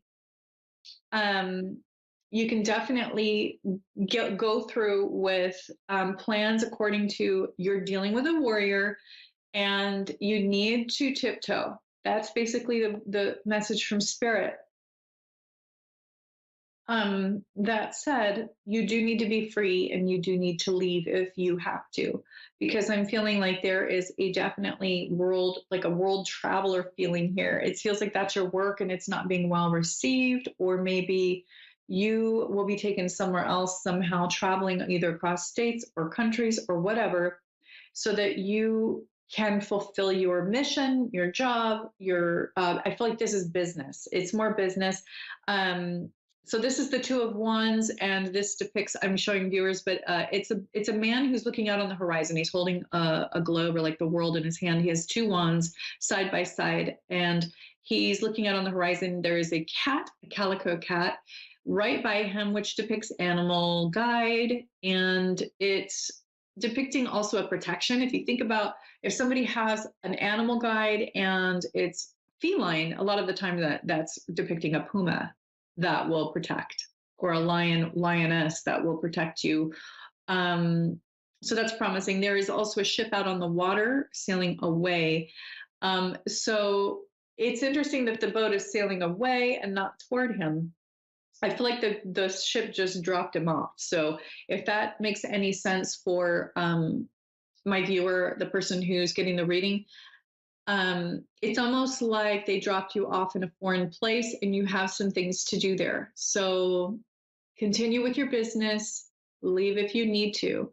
Staying where your significant other is not going to be conducive to what you need at this time.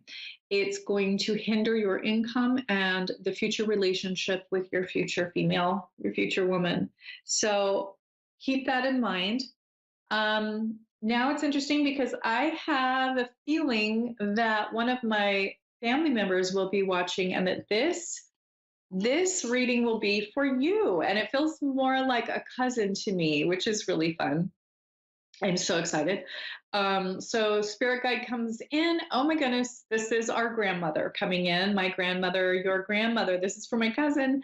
Oh, look at. So here we have the Three of Cups. And I'm going to describe this to the people who are listening. There are three women who are sharing time in a garden together. They have goblets and they are discussing and bonding. They're discussing, facts of their lives. They're sharing with each other.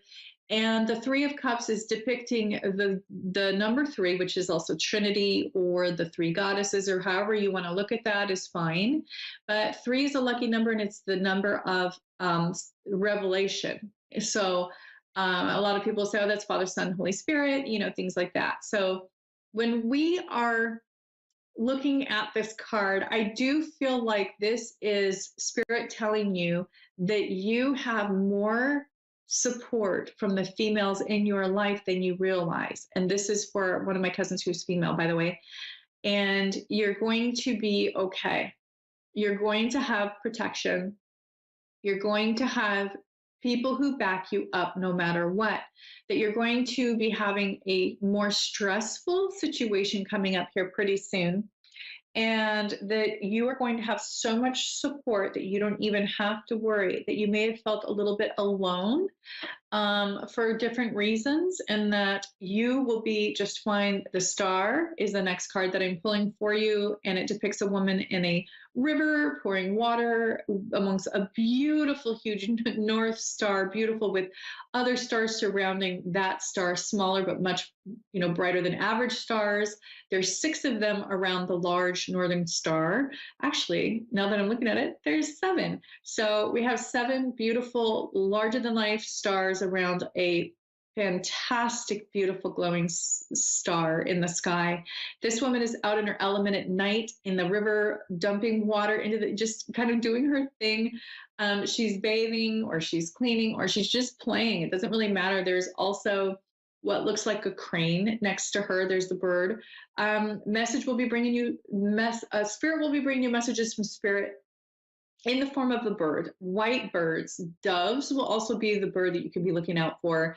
This depicts you being fine by yourself independently. You don't need a lot of people, but you do have their support when you are feeling vulnerable and like you need some sort of support from your sisters and your friends. So this is important for you to know that you have a lot of people in your corner. You are going to be okay. You already know what's coming a little bit. You've been expecting it. It feels like there's going to be an uprooting or a change of your original plans. This has to do with a family member, and that their needs will change and you will have to adjust accordingly. So it could be that they have a health issue. It could be that there's something that's going to come up for you that way. So I'm definitely seeing here with these cards, there is a man here. This is the Four of Pentacles and the Empress. So we have the Four of Pentacles here. This man is basically just like holding on for dear life to his money, okay? He's got a big pentacle that he's holding on to, and he looks kind of disgruntled. He's in front of a front door, so he could be a block. So you want to get to the door and up the steps. I've never noticed the door and the steps on this card before until now, so that shows you how Spirit works. He is a boundary to where you need to go. You're going to have to be very strict in your boundaries with this person when this change of life comes about and happens. You are the Empress. You know how to deal with this. You are used to giving birth to new ideas and new things. You're going to be just fine. The Empress is depicting you on your throne. You've always got this. You've always had this. You always will. You're going to succeed, and you're going to be victorious is the basic message here. Don't worry, don't worry, don't worry. This will bring you some anxiety, and Spirit wants you to know that you're going to be okay and that you're going to succeed. Okay, so this is a freedom card. This is the Ace of Wands. So there's one wand, and that's basically showing and depicting someone who, there's a butterfly too. And of course, I just saw a butterfly before I pulled this card. This is how spirit works. There's a sunset and there's a wand up above the hill. Now I have a white butterfly. Okay, guys, lots of butterflies today. Spirit just confirms and confirms and confirms. I love it. I love doing this. I love you. I love this whole process. Anyway. So spirit is depicting that you are free, you are independent, you will always be okay by yourself or with others, but you are going to need others at this time. When this thing happens, when this event comes up, could be illness of your mother, could be a change of plans in her caretaking, could be a few things. I think it would also be a change in your job because of this, and a little bit of a change in your retirement plans. So I'm definitely getting our grandmother again. She's coming through. She's smiling, and she's giving me all these messages, by the way. So now we have just 2 minutes left, and I have the Justice card. This is a depiction. This is a woman on a throne, and she has, like a crown, and she has a sword in one hand and the scale of justice in the other hand. She is very, very just and very fair. She's wearing a long, flowing, beautiful gown, and there's a purple material behind her that's hanging. It's like a wall hanging behind her with flowers on either side. The type of flowers look similar to daisies, and she is really strict in her judgments and her decisions. So we want you to be strict and very, very just in your decisions, be very fair in your decisions, and make sure you consider everyone's feelings, no matter how much empathy you think they do or do not deserve. Also, this woman, you are very, very good at being fair and just, and not feeling too bad to where you're letting people slide. So that's my time for today. Thank you so much for watching. I was able to get in 3 people today, and even my own cousin and grandma. That was unexpected, but I'm going to say I love you and goodbye to grandma.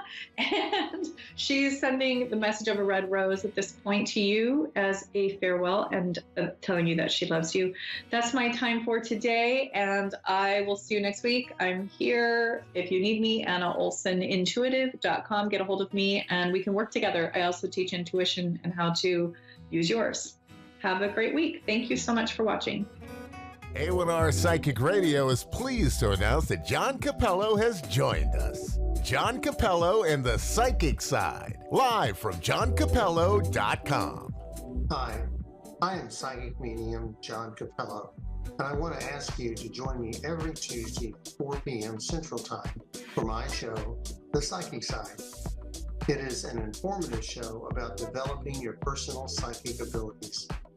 I hope you will tune in here on the Ask One Radio, Psychic Radio Network, and Moonstruck TV.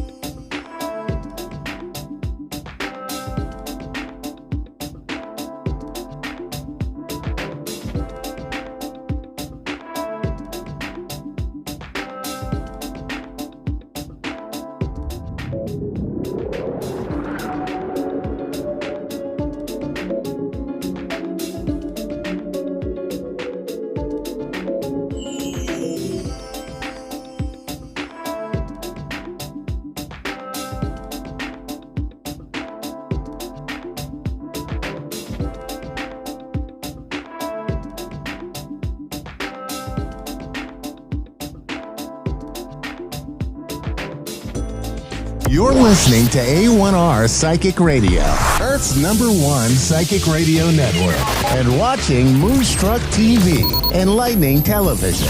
Welcome. Time for the Psychic Side with John Capello. John Capello. Live from johncapello.com. Connect direct. In North America, dial 888-454-2751. In London, 20-3519-2158. In Sydney, dial 02-8488-3147. Or online, contact us through our Facebook page, facebook.com/psychic radio. Or one of our websites, askoneradio.com or moonstruck.tv. This is the Psychic Side on A1R, the Ask One Radio Network.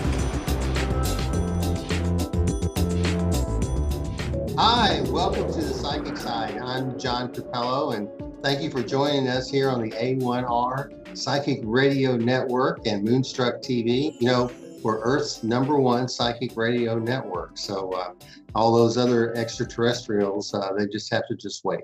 So to get their turn. Today, we are pleased to be able to have our first guest on our program. And I'd like to welcome Joy Koff from Miracles of Joy. They're our sponsor for this month.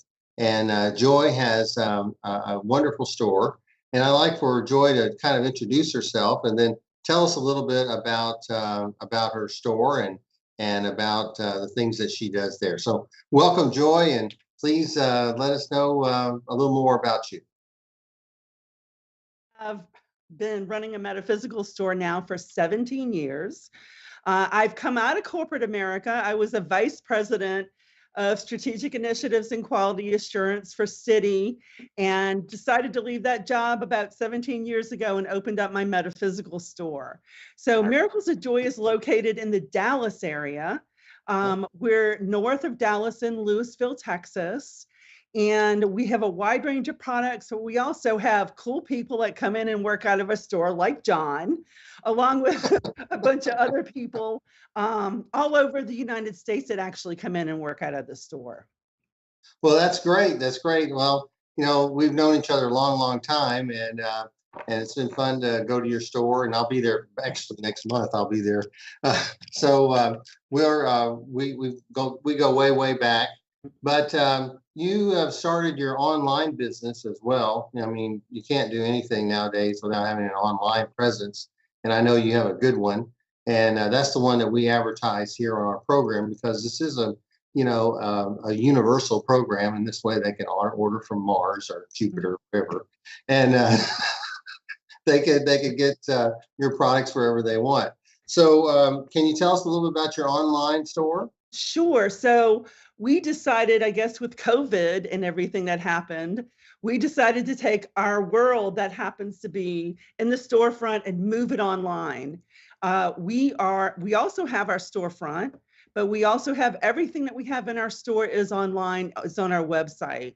And you can purchase anything from tumbled stones, statuary, crystals, herbs, baths, anything to clear, I'm going to say Palo Santo, sage, candles, everything that we have in our storefront, we actually have online.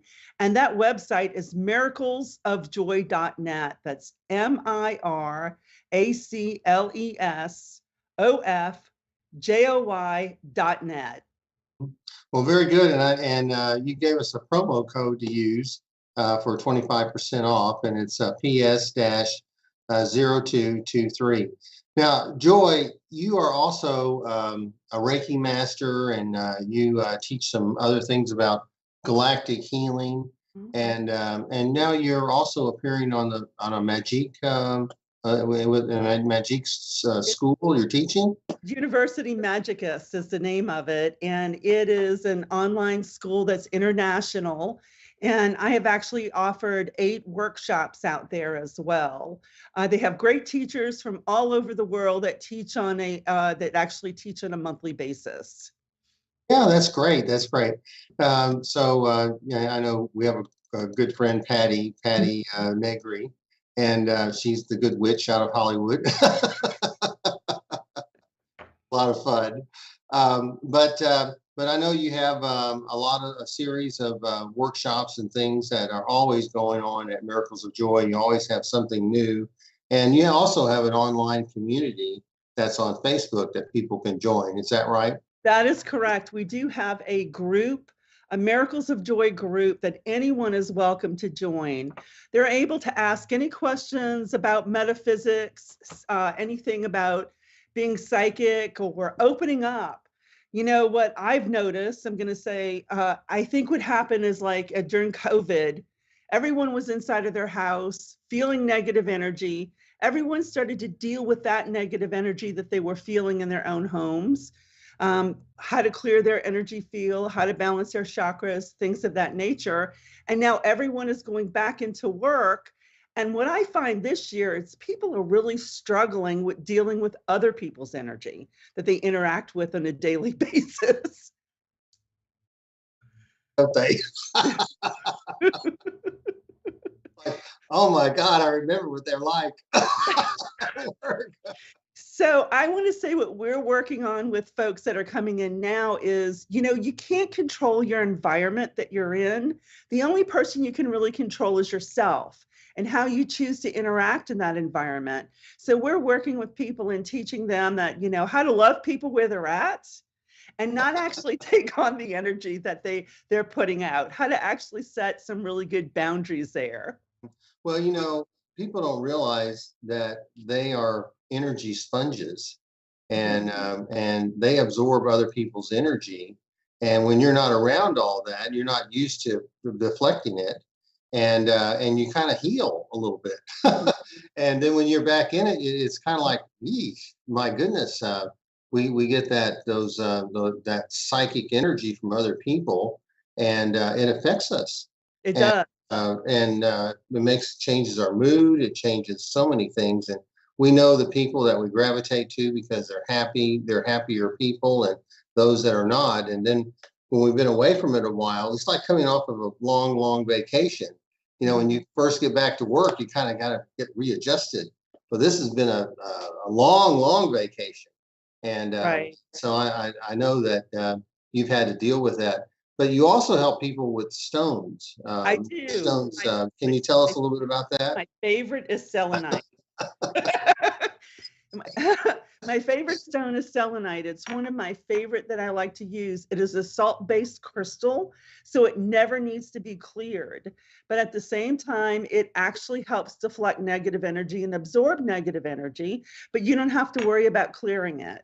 Two of my other favorite stones to mix, and I tell people to wear this on a daily basis if they can, and that's rose quartz and amethyst. Amethyst actually transmutes negative energy into positive energy, and rose quartz teaches you how to love yourself as well as those people that are around you. Yeah. What do you think about citrine? Would you use a lot of citrine? Citrine is one I use for abundance. Yeah, so I try to have loads of it around me. So kind of about a ton, but it just seems to me, you know, that people are starting to recognize that there are other energies out there, and people are becoming more open.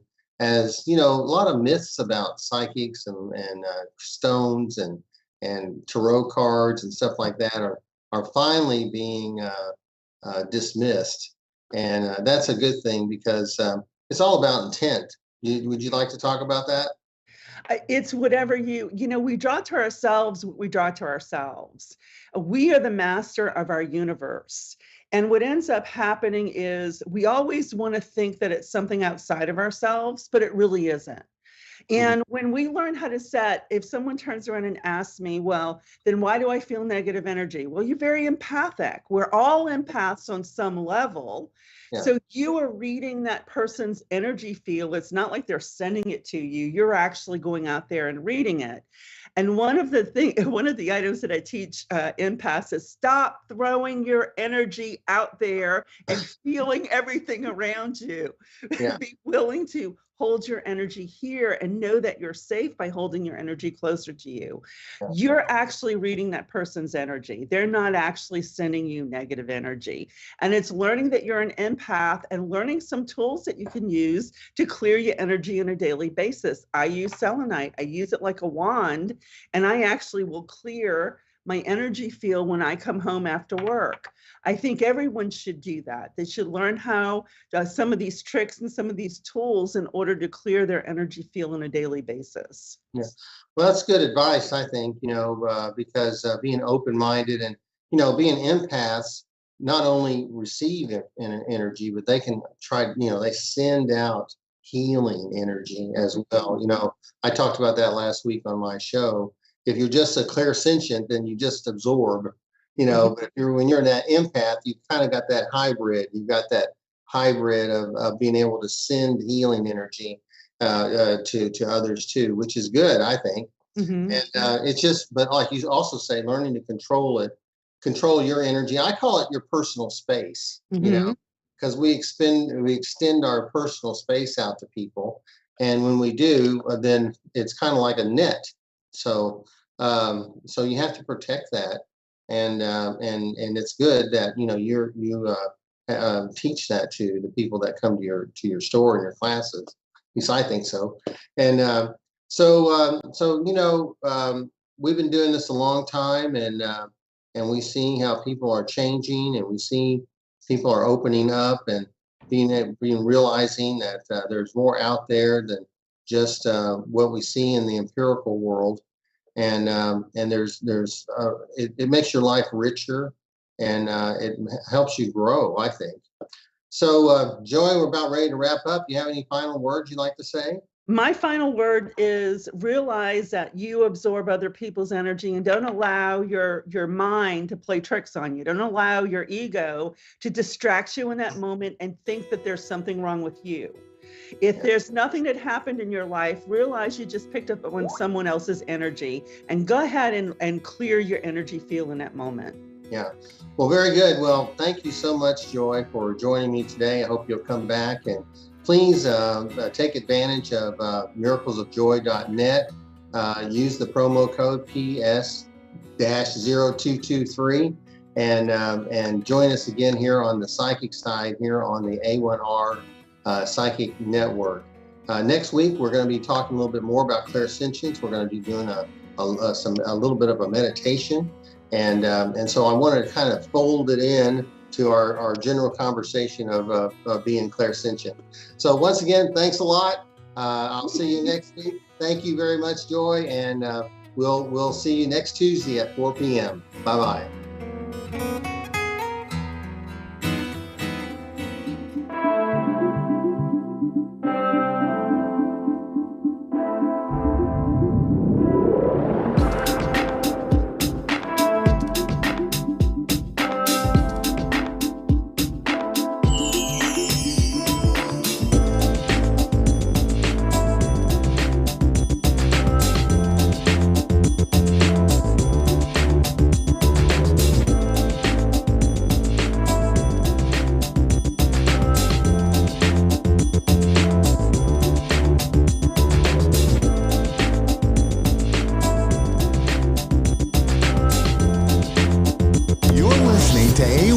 Psychic Radio, Earth's #1 psychic radio network, and watching Moonstruck TV, enlightening television.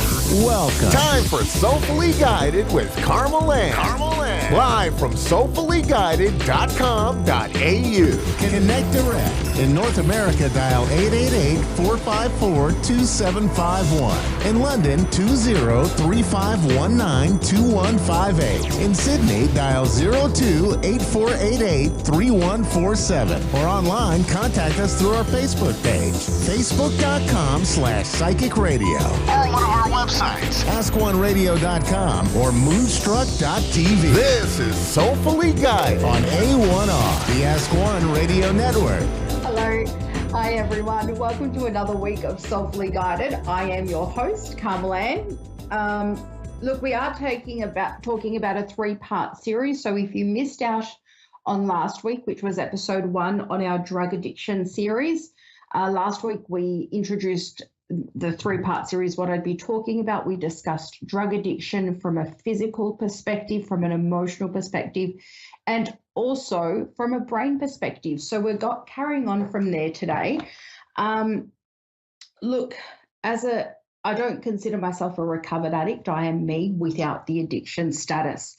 I'd love to share my experience and what I learned across the 17 years, as well as what I've learned personally and through education.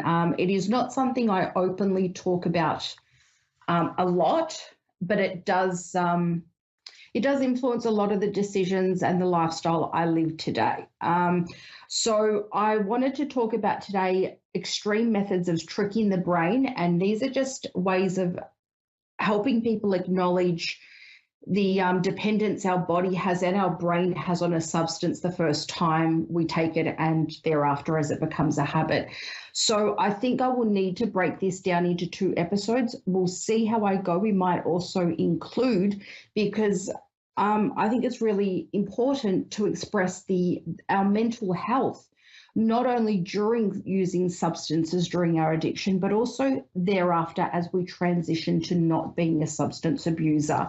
I think that's really important, and they might take over an extra 2 episodes. If you have any questions, please forward them to me, soulfullyguided.com.au. You'll find everywhere where you can contact us, because we will be doing an episode on asking questions, and some questions have come through already that I'll be spending an episode answering. Oh, what a mouthful. Now, it's really hot here as well. I wanted to put the air conditioner on, but we're having a really hot day, a couple of days in Victoria, Australia. But if I put the air conditioner on, my mic is going to make it sound like I'm in a UFO about to take off. So excuse the summer look I'm rocking today. But look, so we're going to talk about tricking the brain, and by no means would I recommend anyone to go out and create this scene or this experience or this, to try and replicate this in any way to try and trick the brain. It is not always guaranteed. Last week we talked about how much the brain sort of depends on the drug and how a habit is formed in the brain, how the addiction is formed straight away, or the experience is formed straight away after we use a substance. So we're looking at, when you need to trick the brain, it's got to be, there are things that happen in life. It works for some of us, it doesn't work for others. It is a fear-based thing. So that's why I wouldn't recommend you go out and, create an opportunity where you're going to OD or anything like that. But when we talk about tricking the brain, we're talking about a substance that your brain has learned to register that it needs as much as you need air. So that's huge. When people are understanding drug addiction for their loved ones or themselves, your brain is basically saying, hey, I need this drug as much as I need the air that I breathe. In that context, you can understand the depth of how hard it is to quit a substance. So let's not be too hard on ourselves when we lapse or relapse. But also, when we trick the brain, it could be something that happens that we're so scared of. For some people, it could be overdosing or watching someone else overdose around you. It could be losing your child in, your rights to be able to look after your child. For each person, it's different, but it has to snap your brain out of thinking, I need this just as much as I need to breathe, to thinking, I can never take this again. The fear has to be so strong that it completely snaps the brain out of the need for it. That doesn't mean withdrawal, or it doesn't miss out on withdrawal, or anything that comes with quitting, or that doesn't mean you're not going to want to take the drug again. It's just that the brain has snapped out of that addiction for the biggest fear you'll ever encounter in your life. So that is why I don't recommend creating a situation like that where you trick your brain out of addiction with such an extreme method. It works in some instances. It is not guaranteed to work, but it is. It can help sort of, those years of I guess those years of wanting to quit, and I don't know how to say this, so you know, that it can sort of speed up the process of quitting, but it won't take away the problems that you encounter along the way of quitting. You know, there's some things that I'm sure there's more modern day techniques and you know, offer things out there that can help people. I understood the methadone program, which helps people that are addicted to heroin to try and, you know, a man-made synthetic legal version of heroin. I personally avoided any sort of middleman or middle step things like this, where they also try and trick the brain, but on a more legal and, you know, healthier way. To me, doing something like that is not good enough. It's like, if you're still wanting to use a substance and you're substituting it for something else just because it's legal or it's more acceptable, or, you know, I think, well, it's going from one addiction to another. And for anyone that takes drugs or, you know, doesn't understand the difference between a man-made, this methadone to heroin, well, I guess you're looking at saying, say, for example, if you're a weed smoker, it's the difference between smoking marijuana or smoking that leaf part. Or if you're a smoker, it's the difference between having, you know, one of your standard everyday cigarettes that are, you know, maybe could be a blue colored or a red, one of the strongest ones, and then you only being able to have access to a menthol. It just doesn't cut the spot. If you've never used a substance, well, imagine you have, and we have the best coffee in the world, I believe, but imagine having a latte every morning, and then all you've got one morning is an instant coffee. So it just, it's not the same thing, and it sort of, it's not taking away the dependence or the reason why you're taking the substance. It's just filling a gap so you can sort of progress without the illegal substance side of things. So if you can, you know, there's important ways, you know, and healthy ways that are not going to cause any extreme health problems or, you know, withdrawal that are really extreme that could cause you a lot of suffering where you need medical attention. You need to make sure that you're safe.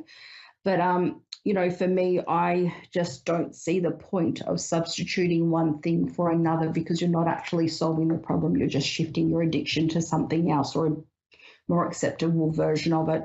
So there are legal ways of trying to trick the brain that have been brought in medically. There is those extreme cases that I wouldn't recommend, but have happened that, you know, have you ever had alcohol poisoning, for example, and you never drink that sort of drink again? That sort of tricking the brain. You know, so so that's where I stand on my knowledge of tricking the brain out of addiction. Once again, I can't emphasize enough not to go out and create these experiences. Now, before we get into what worked for me, can I just see with our producer, Dave, how much time do I have left of the show? Let's see. 3.5 minutes. So what we're going to do is, next week, I will add 2 sessions in, 2 extra shows, because this is not a common thing I will be talking about. So please understand the point of discussing about tricking the brain is to show the dependence our brain has on this substance. So if you're dealing with a loved one, or you are, that is a substance user, or you are a substance user, please understand your brain is craving this as much as it needs air. So please be kind to yourself. Time is often an enemy of ours as substance abusers, but if you're ready and willing to change, that is a beginning. It's not going to be an easy struggle, but it will, you know, a journey, but it will be very well worth it. Next week, I'm going to talk about techniques that worked for me, very not as extreme as tricking the brain, but ways that worked for me, how I filled the gap of what I was lacking. And instead of filling that with substance abuse, I started filling it out with other things, you know, filling it with other things that were more fulfilling. It was a long journey. There were lies, there were relapses, there were lapses. I wasn't able to get the help that I needed on the public system and couldn't afford the private system. So I will share with you what worked for me. Once I made that choice, it was a lot easier. Won't say it was easy, but it was a lot easier. So I'm happy to share that next week. I also wanted to say something there and I forgot. But then the week after that, I might even talk about drugs and mental health during and after.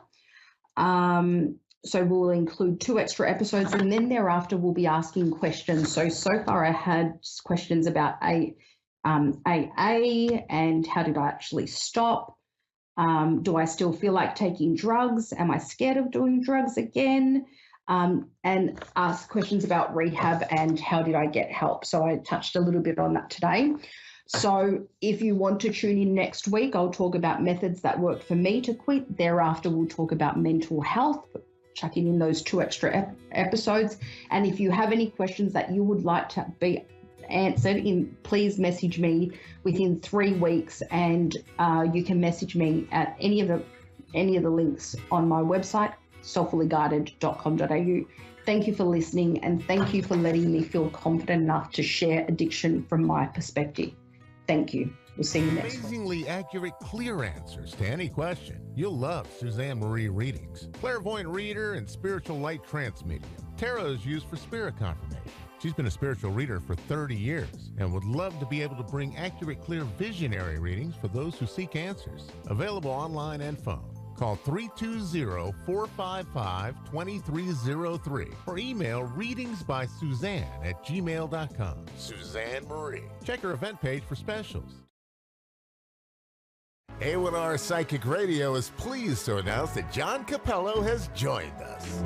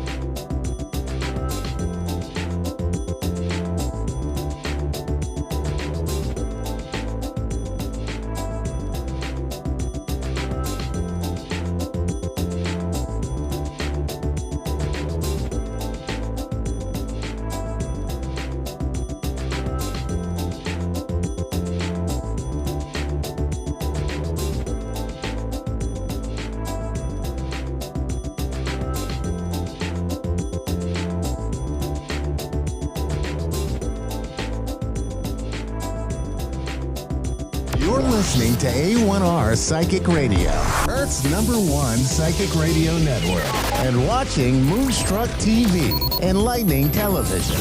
Welcome. Time for Amanda Hall Psychic with Amanda Hall. Live from AmandaHallPsychic.com.au. Connect direct. In North America, dial 888-454-2751. In London, 20-3519-2158. In Sydney, dial 02-8488-3147. Or online, contact us through our Facebook page, facebook.com/psychic radio. Or one of our websites, askoneradio.com or moonstruck.tv. This is Amanda Hall Psych on A1R, the Ask One Radio Network. Welcome to A1R Psychic Radio here on Moonstruck TV with Amanda Hall Psychic all the way from the Gold Coast.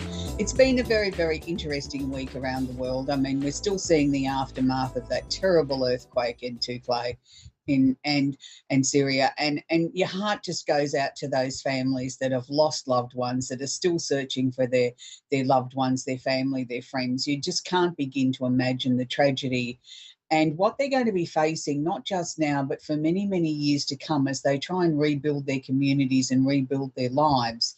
And you just can't fathom how Mother Nature can be so cruel. And I don't know that it's necessarily a definite blow from Mother Nature in as much as trying to cause this much grief and loss and sadness for people. It's just the way that things are. It's sort of a sign of the times that we're not heeding her warning, and the weather events are becoming more and more intense and creating things like tsunamis and earthquakes and things like that that aren't man-made, things that we don't seem to be able to control, but yet we don't seem to be learning the lessons. And then we move on to the other side of the world where we've got New Zealand that's still reeling and trying to come to terms with Cyclone Gabrielle that went through there only 7 days ago. And they're still in great turmoil there. You know, people are still missing. People can't find family members, haven't got running water, electricity, the basic things that we take in life for granted. And, you know, I'm sure there's many, many other parts of the world that are experiencing severe weather events as well, and too many of them to mention here. But just know that we keep all these people in our prayers, in our thoughts, in our hopes and our wishes for them to have a better life, that, you know, maybe that there can be some breakthroughs that can put some little smile on their face, that, you know, there is slightly some good news coming towards them as they try and rebuild their lives. So this week we've got a tarot card of the week that I'm not going to show it on screen just yet until I talk about it.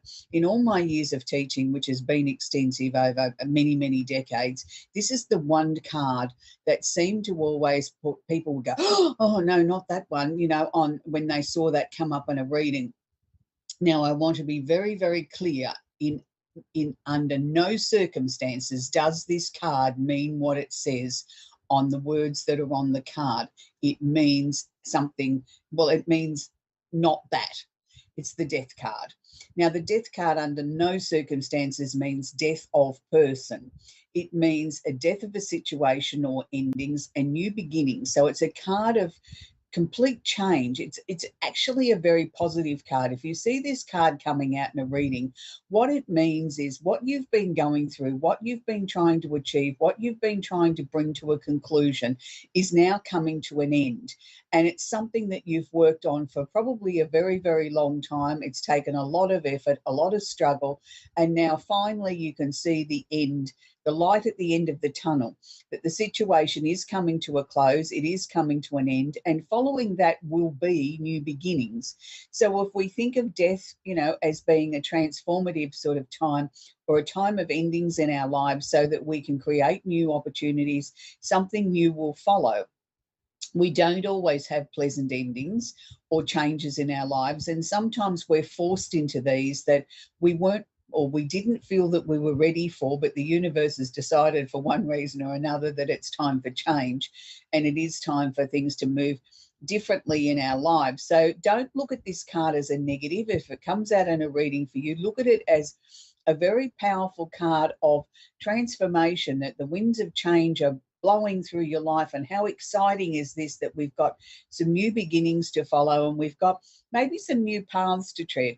I actually always feel quite excited when I see this card come out, because I feel new beauty. Things that have been holding me back, things that I've been trying to bring to a conclusion are now finally coming to a conclusion. They're finally coming to an end, and I can create some new opportunities, some new beginnings, and move forward again in my life. And that's absolutely how you should look at this card. Now we're going to move on to the astrology section, and each week my inbox is fairly full with people sort of saying how they really enjoy this. It helps them sort of understand why they might be feeling a certain way or how to sort of take the next step in their lives, and they find it very enlightening. So we're going to continue on with this. So at the moment we've got the sun in Pisces. Now a lot of people sort of say to me, oh, Pisces people are like two fish chasing their tail, can never get their act together. Well, nothing could be further from the truth. Some of the most talented, creative people ever born are born under the sign of Pisces. Now Pisces might be the 12th sign of the zodiac. It might be affectionately known in astrology terms as the dustbin cycle. I don't like to refer to it as that. I look at the Pisces energy as being very, very powerful. I look at it as being the sign that can encompass the previous 11 signs that's gone before it. It's like it can take a little bit of good and a little bit of bad and a little bit of in between out of every other sign and bring it in here and utilize that if it needs to. It has the opportunity then to sort of tap into that potential of so much wisdom and so many other powers from the previous 11 signs. So to me, it makes it very powerful. So when I see the sun in Pisces, I always smile because I think it's a very creative, very positive time of the year where things can get done, and they don't necessarily have to be bombastic or showy. They can be done very subtly and sort of gently, and people sort of don't sort of balk much at the change because it's done in a sort of gentle, compassionate sort of manner. So, enjoy this time because, it won't be long and then we'll be back into the full thrust of, full steam ahead and everything's, going at a tornado pace. So let's just enjoy this little bit of a gentle time where we can accomplish a lot. We have Neptune, the planet of illusion or delusion or creativity. At the moment is currently holding hands with the moon. Now, this is applicable for all the 12 signs. The next 24 to 48 hours, you may have some emotions that are going to go sort of all over the shop. 1 minute you're positive, the next minute you feel like you're negative, you're nothing, the world's coming to an end, and then the next minute it's like, oh wow, I've just had that aha moment. So just work with the emotions, don't get too bogged down in them. It may be a very creative time for people that are very creative, particularly for songwriters or script writers. They'll find that the words just absolutely flow. For painters, the same sort of thing. It might be a time when they're going to do a very long haul at the easel where they just can't stop because everything's sort of flowing and they forget to stop to eat. And that's okay because these flashes of genius don't happen very often. So we do have to take advantage of them when they do.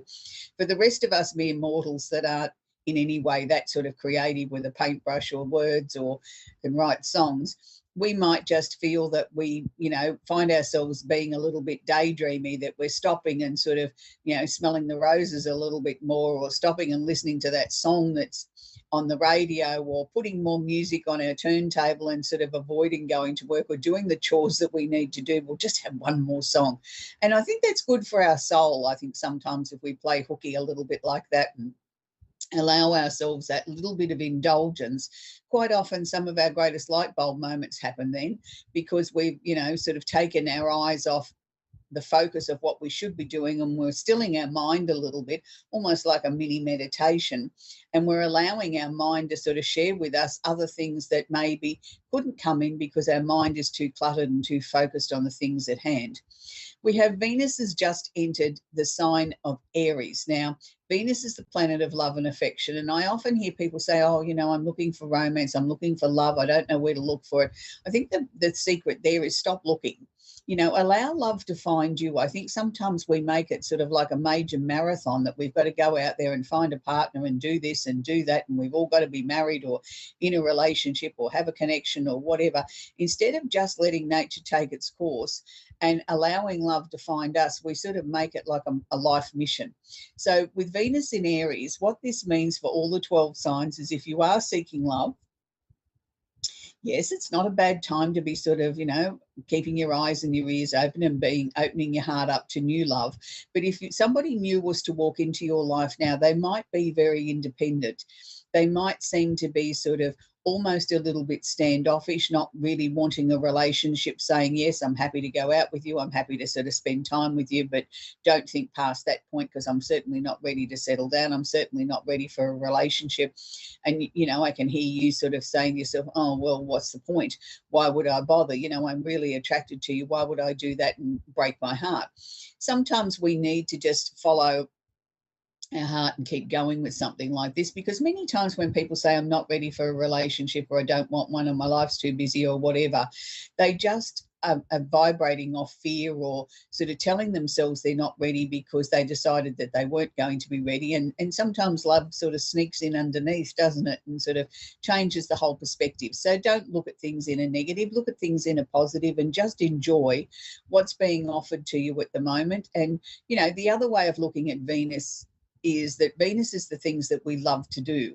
So this might just very well be the time, if you don't have that someone special in your life, or you do, and you want to go and pursue something that really puts a smile on your dial, now's the perfect time to do it. And quite often people find that they take up new hobbies under this sort of energy of Venus in Aries because they're allowing themselves to be a tiny little bit selfish and sort of do something that really pleases them. And there's certainly nothing wrong with that, because if you're happy in yourself, then you radiate happiness around you. So that's an important thing to remember too. Sometimes we need to just do some little thing for ourselves. We also have Jupiter, the planet of luck and expansion and opportunity, is holding hands, Chiron, which is one of the Arabian parts, which is where we look for things that need to be healed in the chart. Now, this is specifically for Aries, and it's something that they've been working on for some time. Many Aries are making changes in their lives. Some people are looking to go in a new direction. They're certainly looking to heal old wounds and things that have been holding them back, or emotional issues that they haven't had time previously to work through or deal with, or family situations. They're now finding that this is becoming an urgent priority. They can't seem to get anything else done because this keeps cropping up in their minds. And that's a good thing. It also flows on to the other two fire signs, Leo and Sagittarius, not quite to the same degree, but it's asking them to just sort of have a little check around to make sure that everything in their emotional life has been sort of sorted through. There's nothing there that's causing them any physical restriction or causing them aches and pains or ailments or illnesses. Sometimes illnesses are just the fact that we have blocked emotions in our body, and it's our body's way of saying, hey, hang on a minute, you haven't dealt with this yet. So look at it on a very holistic approach. Don't just look at one size fits all, because there is no one size that fits all. And I'm certainly not an advocate of not going to see a medical practitioner if you are not feeling well, or you have a lump or a pain or a whatever. Don't just sort of say, oh, that's a blockage. On an emotional level, you should always seek medical advice as well. That's, you know, the holistic approach is the whole approach, not just one side of the spectrum. We need to look at it in the whole, and that means medical attention as well as dealing with our emotions. We have Mercury, the planet of communication, is sitting in Aquarius at the moment. Now, Mercury in Aquarius to me always gives me the feeling of the fact that we can have some breakthrough moments. We can have some of those light bulb moments. We can have some different ways of looking at things, new thinking, new ways to approach things, maybe new ways to communicate. Maybe we found the right golden words to sort of unlock a really major problem. Now, why am I getting so excited about Mercury being in Aquarius here? Because of the aspect that it's making, which is called a trine, which is a nice aspect, and it's making a nice aspect to Mars in Gemini. Now, Mars is considered the planet of action. It's also considered the planet of war. And with it being in Gemini here, now Gemini is sort of dealing with local issues. It's asking us to be more flexible. It's asking us to think outside the square, to look at things in a much bigger picture. Now, you can call me a supreme optimist. You can call me somebody that is maybe looking at this in the wrong way. But when I first saw this aspect just prior to the show, when I was getting ready for the show, I saw this and I thought, oh, is this the breakthrough that we've been waiting for with Russia and Ukraine? And bearing in mind that we know that President Biden has just been to Ukraine for a surprise visit in the last 48 hours. And I know a lot of people saw that as a good sign, and then other people didn't see it as such a good sign. It depends on, I suppose, how you view things. And then the president of Russia has come out this morning with a completely different take on the whole situation and is abandoning agreements that he had on nuclear things with the USA. Now, that might seem as a negative, but the thing is, we've got to look at everything in a whole. In the whole of what's going on at the moment, we are seeing some breakthroughs. We are seeing things being handled in a different way. We are seeing people thinking outside the square, approaching this situation very differently.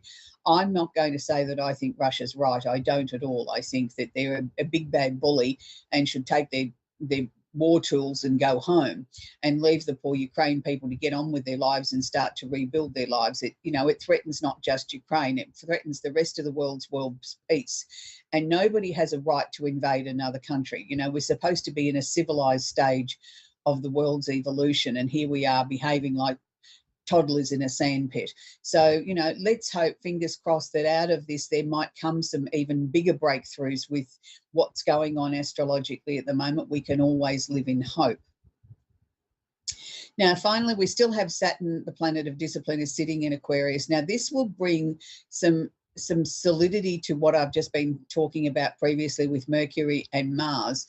This brings a stabilization. This brings people that were maybe not paying too much attention to what's been going on before, all of a sudden sitting up and taking a little bit more notice and saying, okay, maybe it's time now that we need to act. Maybe we can now sort of put our hand forward or put our hand up to contribute more in this situation and help Ukraine get on top of this situation before it escalates out of control.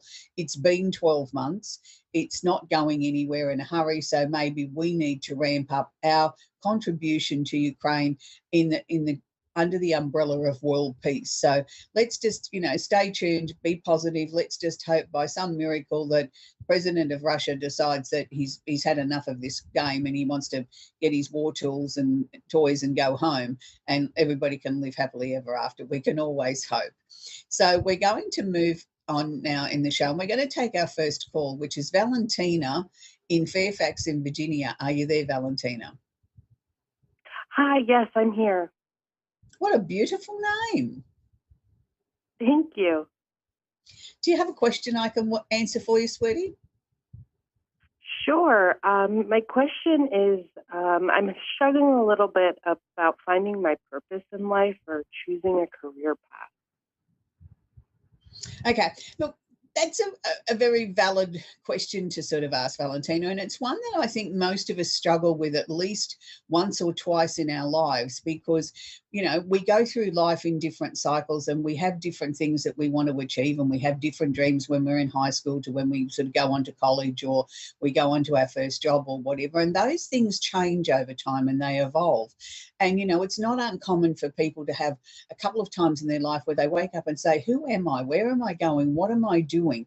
What is my purpose? And it's like, sometimes it's not an answer that can be answered quickly because it's got many layers to it. And sometimes we're ahead of where we need to be for the next round of changes that are going to come into our life.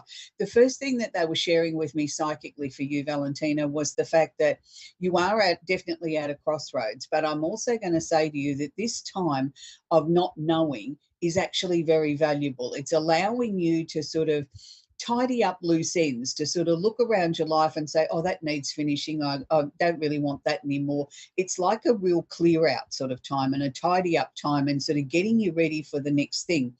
I don't know that you've necessarily even seriously looked at yet the next direction of your life. And I'm not saying that you're not trying to find answers. I'm just saying I don't think the right answers have been put into your mind yet.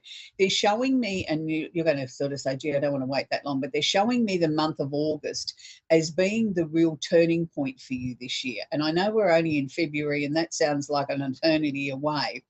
But if you look at it and sort of say to yourself, okay, I'm going to allow myself this time to say, I don't know. That I'm open to suggestions, I'm open to ideas, I'll look at everything, I'll give everything a fair hearing, and I'll either say yes or no or maybe to it. And by doing that, I think you'll start to sort of see a pattern emerging that how much stronger that you're becoming, what it is that maybe you want to sort of start embarking on. They never show me a direct career path, because that still has to be our choice, Valentina. But what they are showing me is you're going to be working with people. It's going to be something that I think that you never thought that you would do, or never entered your mind as being, oh, gee, I want to do that. It's going to be something that's going to slowly come towards you. Did you go through a relationship breakup or a major turning point as far as people that you trusted in your life last year? I can't say I have, or not that I can think of. Yeah, but was it just the fact that you started to look at people in your inner circle and worked out who you could trust or who you wanted to invest time in, and there was some that sort of fell by the wayside that you sort of looked at that and thought, that's not for me anymore? Yes. Yeah, because they were showing me somewhere between, again, I'm going to come back to August, but it was like between August and November last year, it was like I really put everybody under the microscope and decided who was best to go with me on the journey moving forward. And that was a really important part of this process. And sometimes processes aren't sorted out in a month or 6 weeks. Sometimes they can take, a couple of years before we get from the beginning point to where we're sort of comfortable that we say that we're on our path. But I know that you will be guided. There's also going to be some very strong dreams that you're going to have. And I'm going to suggest to you, even if they don't make any sense, write them down. Write down as much detail as you can, even if it's obscure, because in that will be part of the answers that are coming towards you. You also used to be, in my opinion, a very sensitive person. You took on everybody else's problems as if they were your own. And that was something that you had to work consciously on not doing, not being like a sponge and absorbing everything else. Are you aware of that? Do you feel you've got that in some sort of control now? Yes, I've been actually working on that. Yeah, good. See, these are all part of the things that are getting you ready for the change. I just know you're going to be working with people, you're going to be very fulfilled, and they're showing me a beautiful big pink heart, which usually means that you're surrounded by love. So that's where we've got to leave Valentina at the moment. We're going to be working now with Clayton in Doncaster in South Yorkshire. Are you there, Clayton? Hello, yes, I am. Do you have a question I can work with for you, sweetie? I've recently just applied for a house, and I was wondering if I'm going to get that one. Okay, so is this a house to rent, or? It's in a part of a competition. Okay, all right. There still seems to be, what I'm going to say, a couple of things that you've got to answer or submit. They're not saying no, they're just asking for more information. And it's like, once that information is sort of sent in or handed in, or, your phone in, or whatever way that you place this communication, then I think it's only about 3 or 4 days after that that you get the answer that it's definitely yes. Would there be a slight delay with you being approved for this and being able to move in? Would there be a couple of week gap between the answer and you actually physically moving in, Clayton? Not that I'm aware of, no. Well, that's what they were showing me. It was sort of like if, they approved it, say, this Friday, it was still 2 weeks before you sort of actually moved in. So I wondered whether or not there was a reason for that, or whether it's just you won't be physically ready to move in straight away. All right, yeah, the competition hasn't ended yet. Oh, okay. All right. So it's a competition. Interesting. Oh, well, that's probably why you've got more submissions to make then. Is that how that works? Yeah. Okay. So with this, will there be other changes in your life surrounding this? Will there be a change of job or change of friendships with this as well? Yeah, it'd be a totally brand new area. Right. Okay. Because I was seeing sort of, like total changes coming up around you, like change of job, change of friends, change of everything that seemed familiar to you. Well, that makes sense with it. This has been something that I felt you struggled with before you entered it. You weren't sure whether or not this was for you. Yeah. Yeah, well, that's good, because it means you didn't go into it blindly. You looked at it from every angle. So I don't see that as being a negative. it's interesting because I feel a lot of your family and friends around you sort of looked at you as if you were crazy going on this journey. Yeah, for me, I'm very spiritual myself, and a lot of people that I know are not really. They're kind of skeptical. Yeah, but that's okay. That's their opinion. But they're not living your life. So you've followed your heart. You've done what felt right for you.